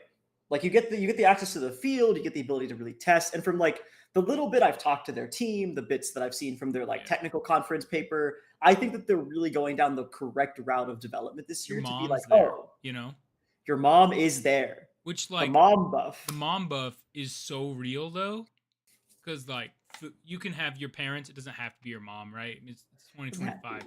But friends and family support buff. There's a support buff that's very real. You can have friends and family bring you food and stuff. You can have friends and family just like bring you tools and stuff. You have access to your whole shop. There is a little bit of hosting buff. Obviously, there's also a huge host nerf of like the amount of drain that it takes on just your life and your team. But yeah, I'm fine with UCSD being pretty high up in here. I think so. Yep. UT I will Austin, say YouTube I might saying they be can defend too much of a NYU. fanboy for. Again, very similar to Texas A&M. Sometimes in years past, I get to go watch A&M and UT Austin skirmish, like offline in person, and UT Austin and A&M both look really good during those skirmishes. Yeah. And then you get the comp, and things just like don't work all the way. I think the thing is that like the comp is also a different kind of environment than a skirmish, right? A skirmish, you're not gonna like break your robot as much. A comp really limit tests. But what I'm saying is like during skirmishes, their sentries are both working and looking good, and like the CV is working, and then we get to comp, and I need a haircut so bad, and then we get to comp, and just nothing works, and it's rough. So nothing sentry wise works.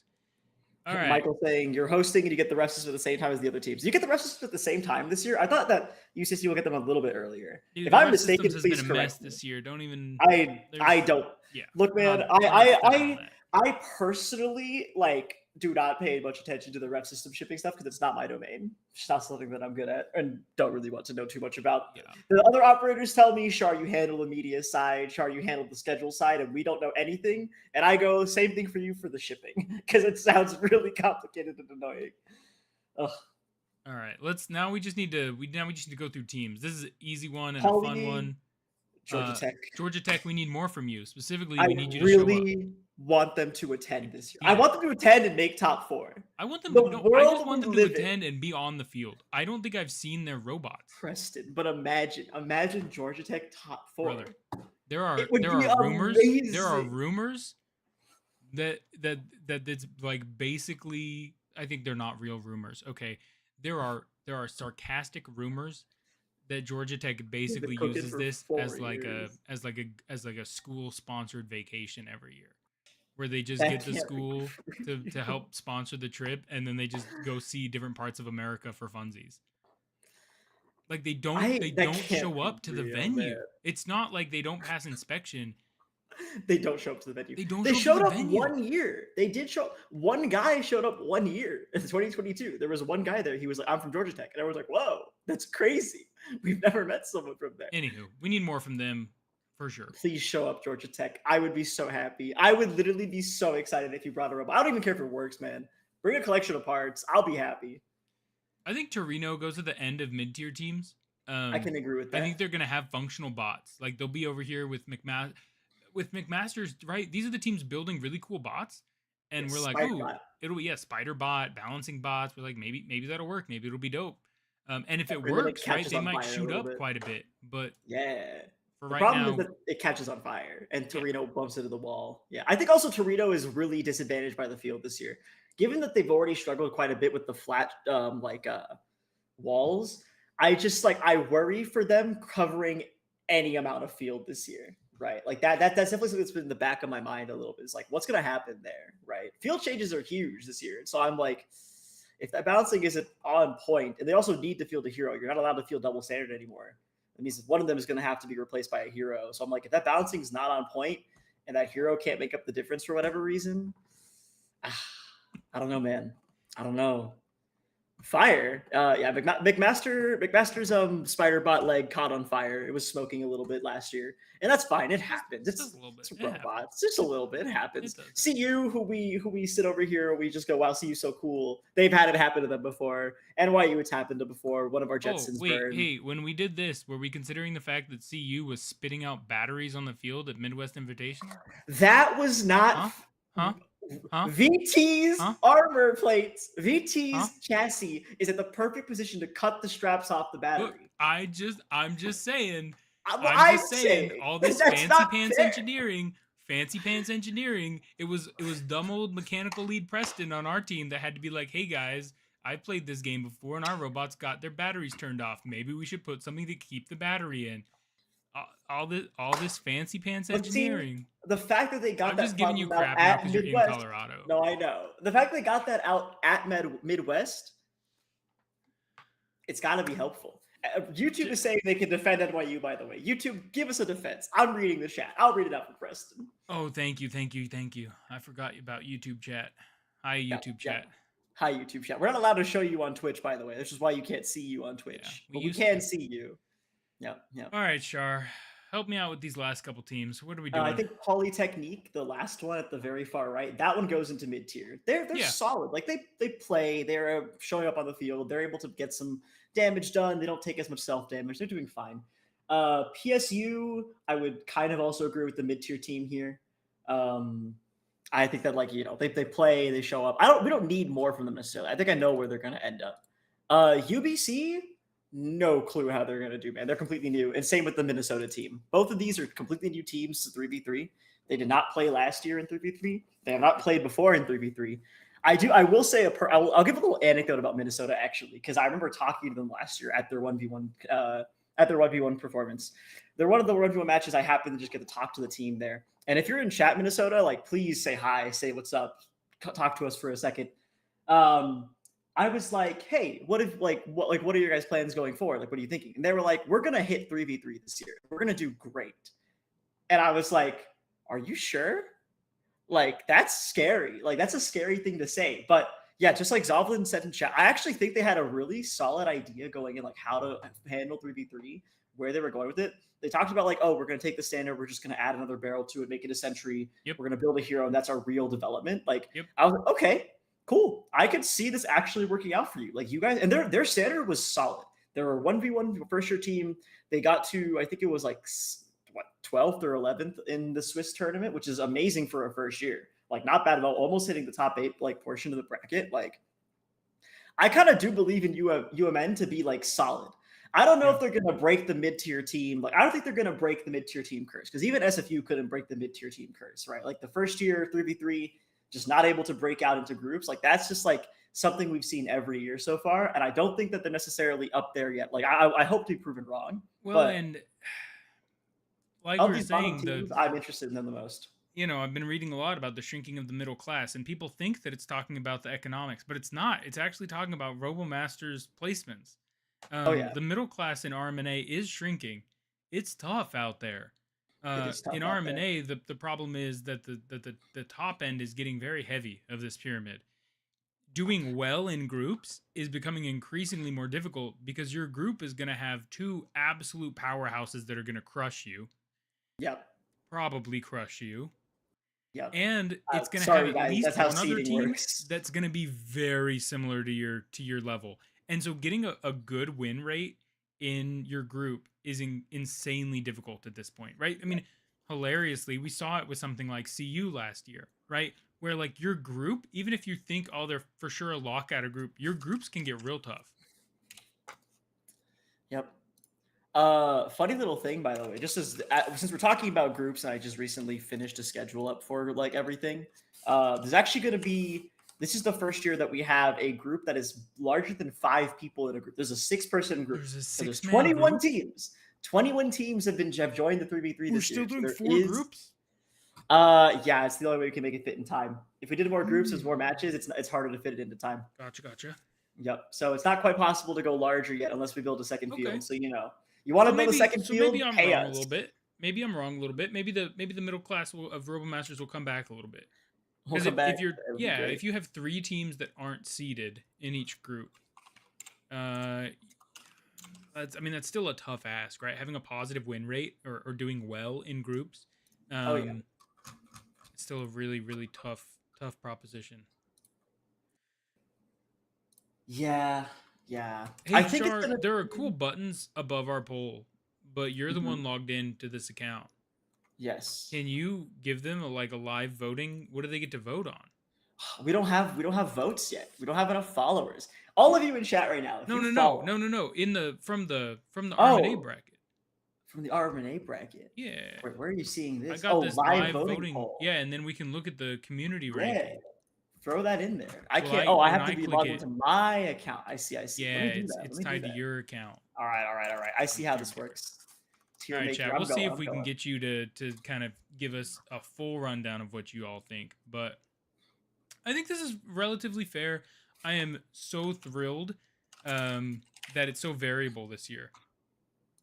If we were approaching the year a month away and it was easy to build a tier list, if it was easy to build a bracket, I'd be a little bit disappointed. But this year I have so much excitement because of how much, like, let's build a crazy one. Can we build an alternate universe? Let me save this one real quick.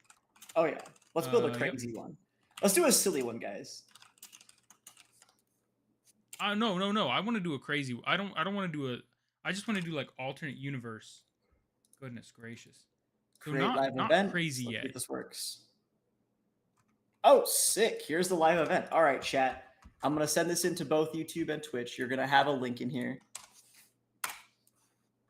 That was just YouTube. Let me send this to Twitch as well. There we go. You should have it now. There's a live.tier maker. Click that link and you can vote, and then I will throw up the voting afterwards. Heck yeah. You got an hour. You get an hour to vote. Whoa. We'll probably finish it before an hour, though. That's like, that was the least amount of time they gave us. If you finish in like the next 20 minutes, we'll still be live and we'll talk about it and look at it with you. Yep. Let's, you and me, Shaur, spend that 20 minutes. I'm saying this is our most likely scenario. Let's run like an 80% scenario. I agree. Okay. Real quick, I want to catch up on some chat messages here because we got some. So I asked YouTube defend NYU. So here's the defense they gave. I am not going to subscribe to this defense by any means up front. I will first read it all because it's my first time reading it as well. IMO for a disadvantage against a lot of top teams for things Sentry Nav. The field changes should put us less far behind. So they're kind of counting on the field changes. Our standard also is very solid. I don't know much about Roadmaster NA parallels, but Shaur saw our assessment. I have not seen their assessment, by the way. That is just not true. Yeah, I haven't seen any I saw like assessments. bits and pieces of the assessment and went like, you might get caught on for this one. They seem fine.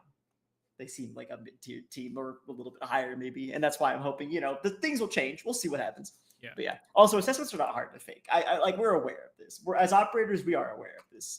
It's not a thing that really like we put too much emotional weight into. Yeah, a lot of teams use last year's bots for their assessment and then pare the bot down. And anywho, Yep. All right, so 80%. You get what I'm saying? Like, this is our most likely. Yes. But let's do one where you're like, oh yeah, I could totally see that. Like more than 50% that could happen.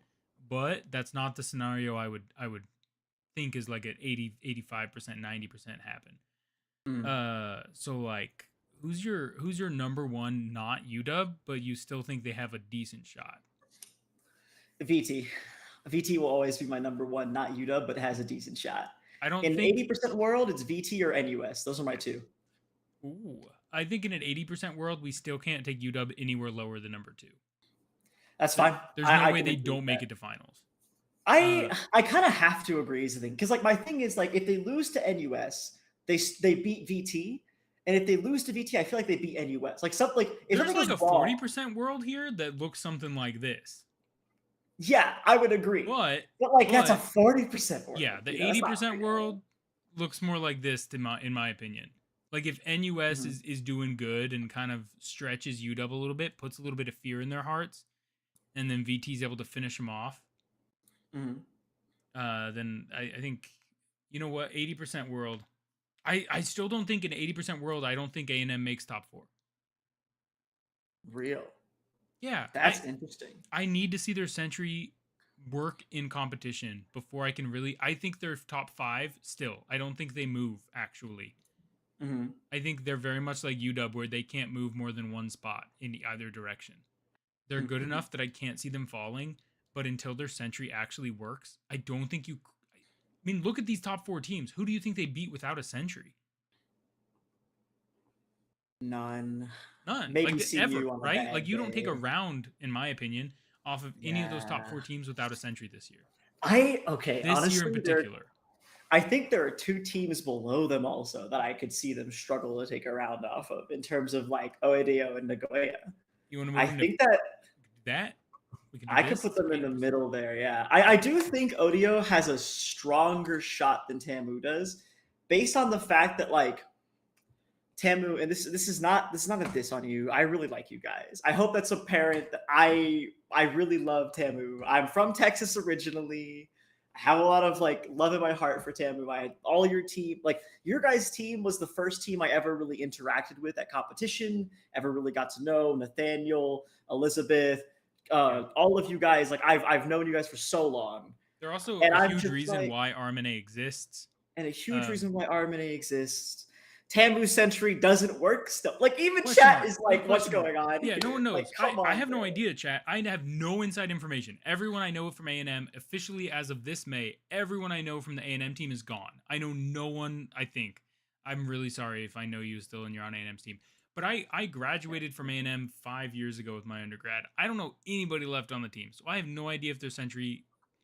Plus, like I've said, every year around now when I was on the team or when I still was at A&M, like doing TAing and grad school and stuff, the Century worked great in their lab and versus UT and versus their own bots. Yep. But then for whatever reason, it shows up to comp and the lighting's slightly different and it just shoots at a wall. I have been begging everyone I knew from A&M to just turn down the intelligence on the CV. Just make it dummy. You remember NUS the first year their Century was here and is shooting at people in blue jeans? Like, beautiful. Just make it shoot at the color blue if you're on red. And there was a year that A&M, they've got this super freaking genius guy on their team. He's doing his PhD, so he's not like super involved anymore. But I think he's still there. But crazy genius software guy.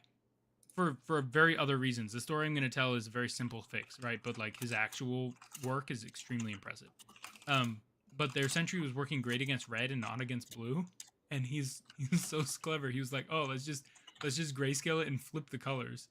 And so they just flipped the colors for the pictures so that it could keep using the same model, and it totally worked. But that was way back in like 2022. Yeah, John, you're correct. If the hero instead of work can take a hit or two without crapping the bed, I say they've still got a puncher's chance of time. I completely agree with you. Yeah, they're top. The problem is that if the hero said it would work is a lot more of an if sometimes than I would like it to be. But that's what I love Tamu because I think that you guys are genius engineers and that you like build some really impressive stuff. It's like it breaks in the weirdest ways, and I go, what's happening? Like, what happened, man? You know? Yeah. I mean, it's exactly what we said, right? Without a Century, you don't beat any of those top 4 teams in an 80% likely scenario. Okay, 80%, the bottom half of top 8 becomes very interesting. So let's talk about UCSD. Let's talk about Rose Holman. So like 80% world. You wanna bump Rose Holman over Purdue? Yeah, I think actually, chance, right? I mean, Midwest, they perform better than Purdue at Midwest. If I'm going off of strictly this year. In my recollection, Purdue also gave up a lot of their competition slots during Midwest. It's true. I don't think they actually got to participate. That's why I'm also like, it's kind of iffy in that regard. And like, they performed better, but also Purdue wasn't playing as much as they maybe could have because they were trying to give more time to other teams. Super nice of them. Ready, incredibly nice of them, incredibly generous. I don't want to penalize them for being nice people. But I'm also like, okay, can I actually tell you the crazy thing here in an 80% world? 80% world, let's look at just technological innovation from year to year, right? That would be fun. 80% world, technological innovation year to year. SFU had the highest growth rate from 0% to a solid team last year. I think there's a chance that they're top 5, that they hit where Nagoya is. I think there's a chance they're right next to Nagoya. I'm fine with that. Yeah. That's my like actual 80% world. We could do this if we really 80% world. The ultraviolet comes back, man. If we want to take all the scenarios that make Purdue sad, we could do that. I don't think this is likely. I think there's a world like this happens. I think this is like a 70% world that this exists. Like this is still possible, in my opinion. Yeah, I can agree with that. So I think the bottom so interesting this year. I think the mid tier. Okay, one more thing I would put in: 80% world. UT Austin has been cooking, and gets up in the top 8 for sure. I think it's sure. They're kind of like UCSD for me. Like UT Austin and UCSD, depending on how good they've cooked this year, they could be wherever. Kind of like Alberta. I think they have base level functionality. Yeah. So the rest of these, hilariously, with mid tier teams, by definition, you could do any of this, and I wouldn't. Yeah. I wouldn't be shocked. Like we could scramble. I think the very interesting part of this, like the last part of this conference is really interesting to me, right? is like, and again, I'm going to cover this a bit this Saturday. I'm going to cover this a bit this Saturday going into like the league stream, but this is all assuming everyone has made improvements throughout the year. There is a chance, because we saw this with VT in 2023. There's a chance you just didn't change anything. You come in with the same stuff, and therefore you fall behind a little bit. Like VT probably should have kept second place every year. Like we should be saying the top 2 teams are UW VT every year, right? Instead, VT let it slip a little bit 2023, let it slip a tiny bit 2022. 2024, they came back in full swing, and we're back to number 2 pretty solidly. But those 2-year drops, right, really colored people's opinion. I remember going into 2024, people were like, man, VT just isn't at the top of their game anymore. I remember sitting there being like, but they're still top 4 every year. And they made no changes to their robots. Like, what do you mean they're not a good team? I remember having this discussion with some people. People were like, oh, like VT isn't as like involved or isn't as interesting anymore to watch. And I was like, sitting there dumbfounded, like this team doesn't change anything and they're still so good. Like, imagine if they imagine if they tried, right? Like it's the Isaiah argument from Melee. Imagine if they like made these changes, made these engineering improvements. And I wasn't wrong. They did get second place 2024 when they actually changed some stuff around. And clearly their Sentry is on a different level to this year, where it's like following around targets, stuff like that. Like I'm really excited to see it on like a real field with like 3 robots instead of a total of 6 robots instead of a total of 4 robots. But 100%. That's what really gets me. This is all assuming things will change in positive ways for each team. And that's not necessarily true either, right? Chat, I want to know your thoughts about our more 80%, 70% tier list. Give us some thoughts here. I'm going to pull up your guys' tier list in about 5 minutes. I will give it 5 more minutes for things to come in because there's still some votes pouring in.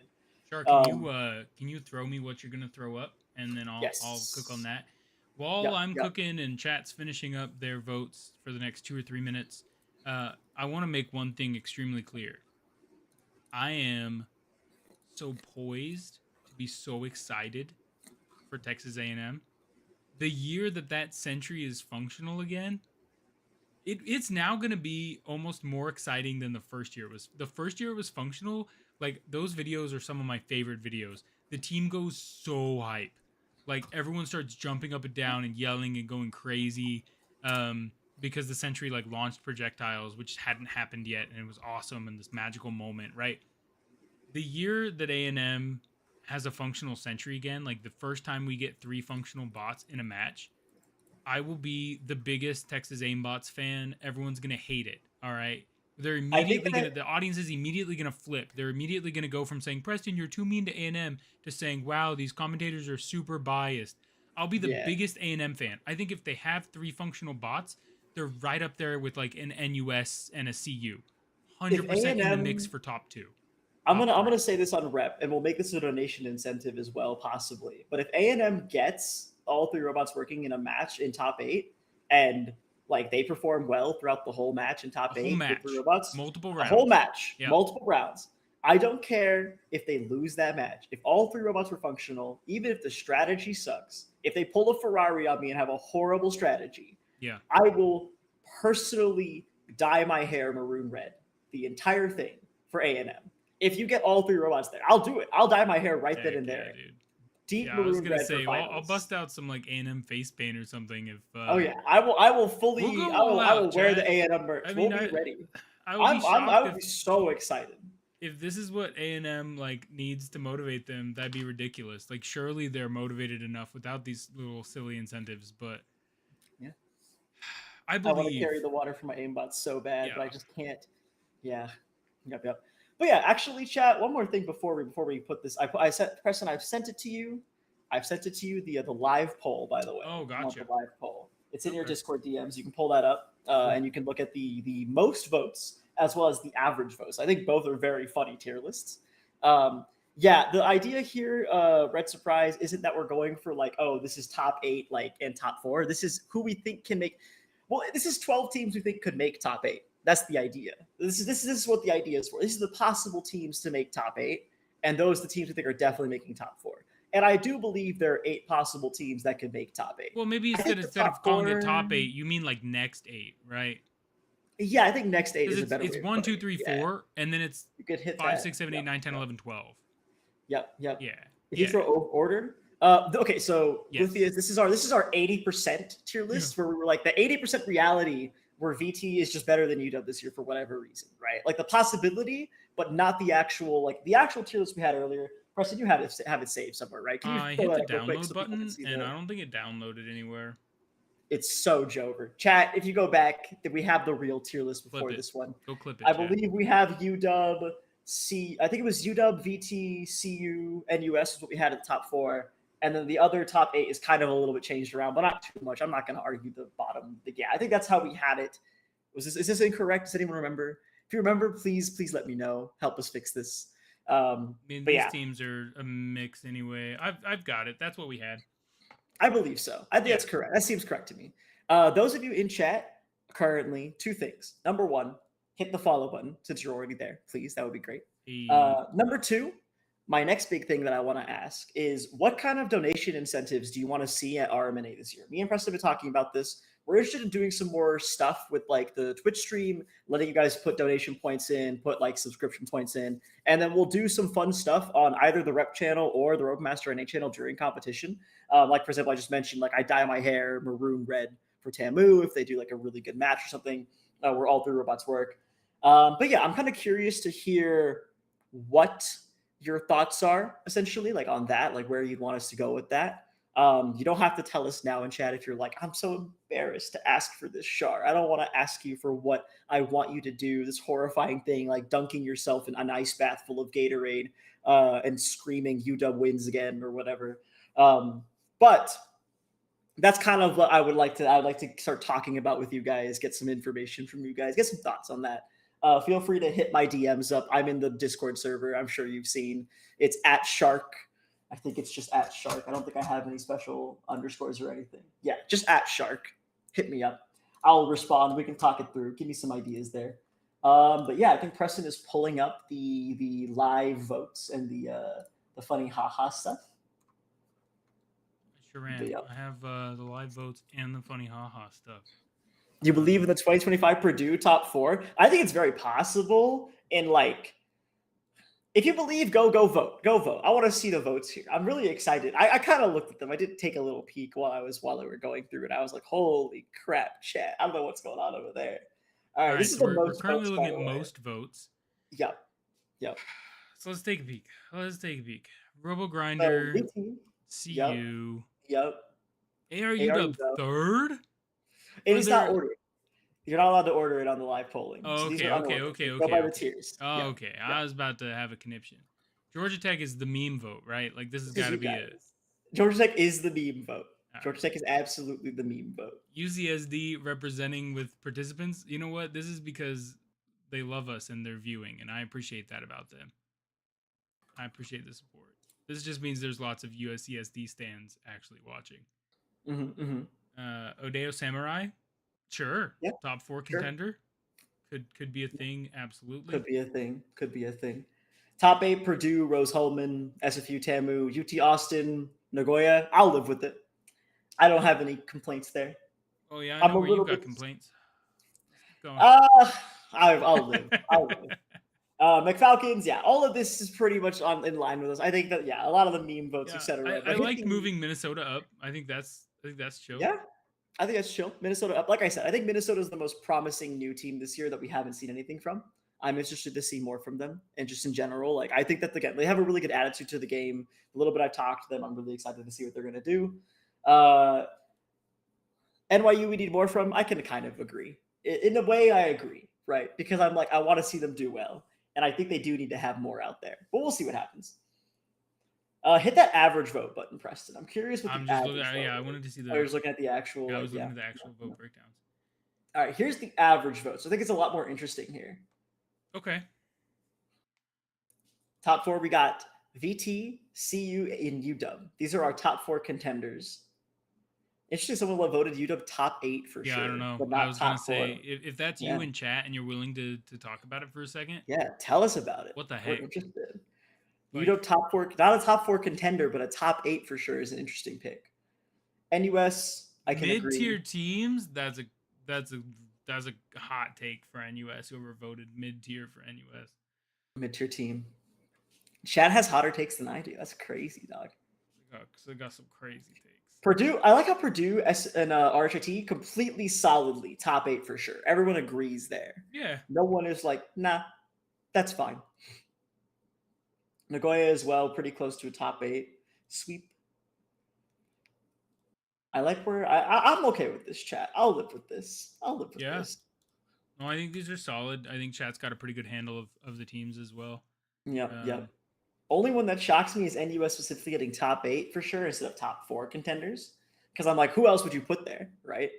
If you're looking at the list here, who else from that top 8 for sure would you even bump up? Someone voted A&M, so it could be that same tier list. I can believe with the A&M. I can run with it. But yeah.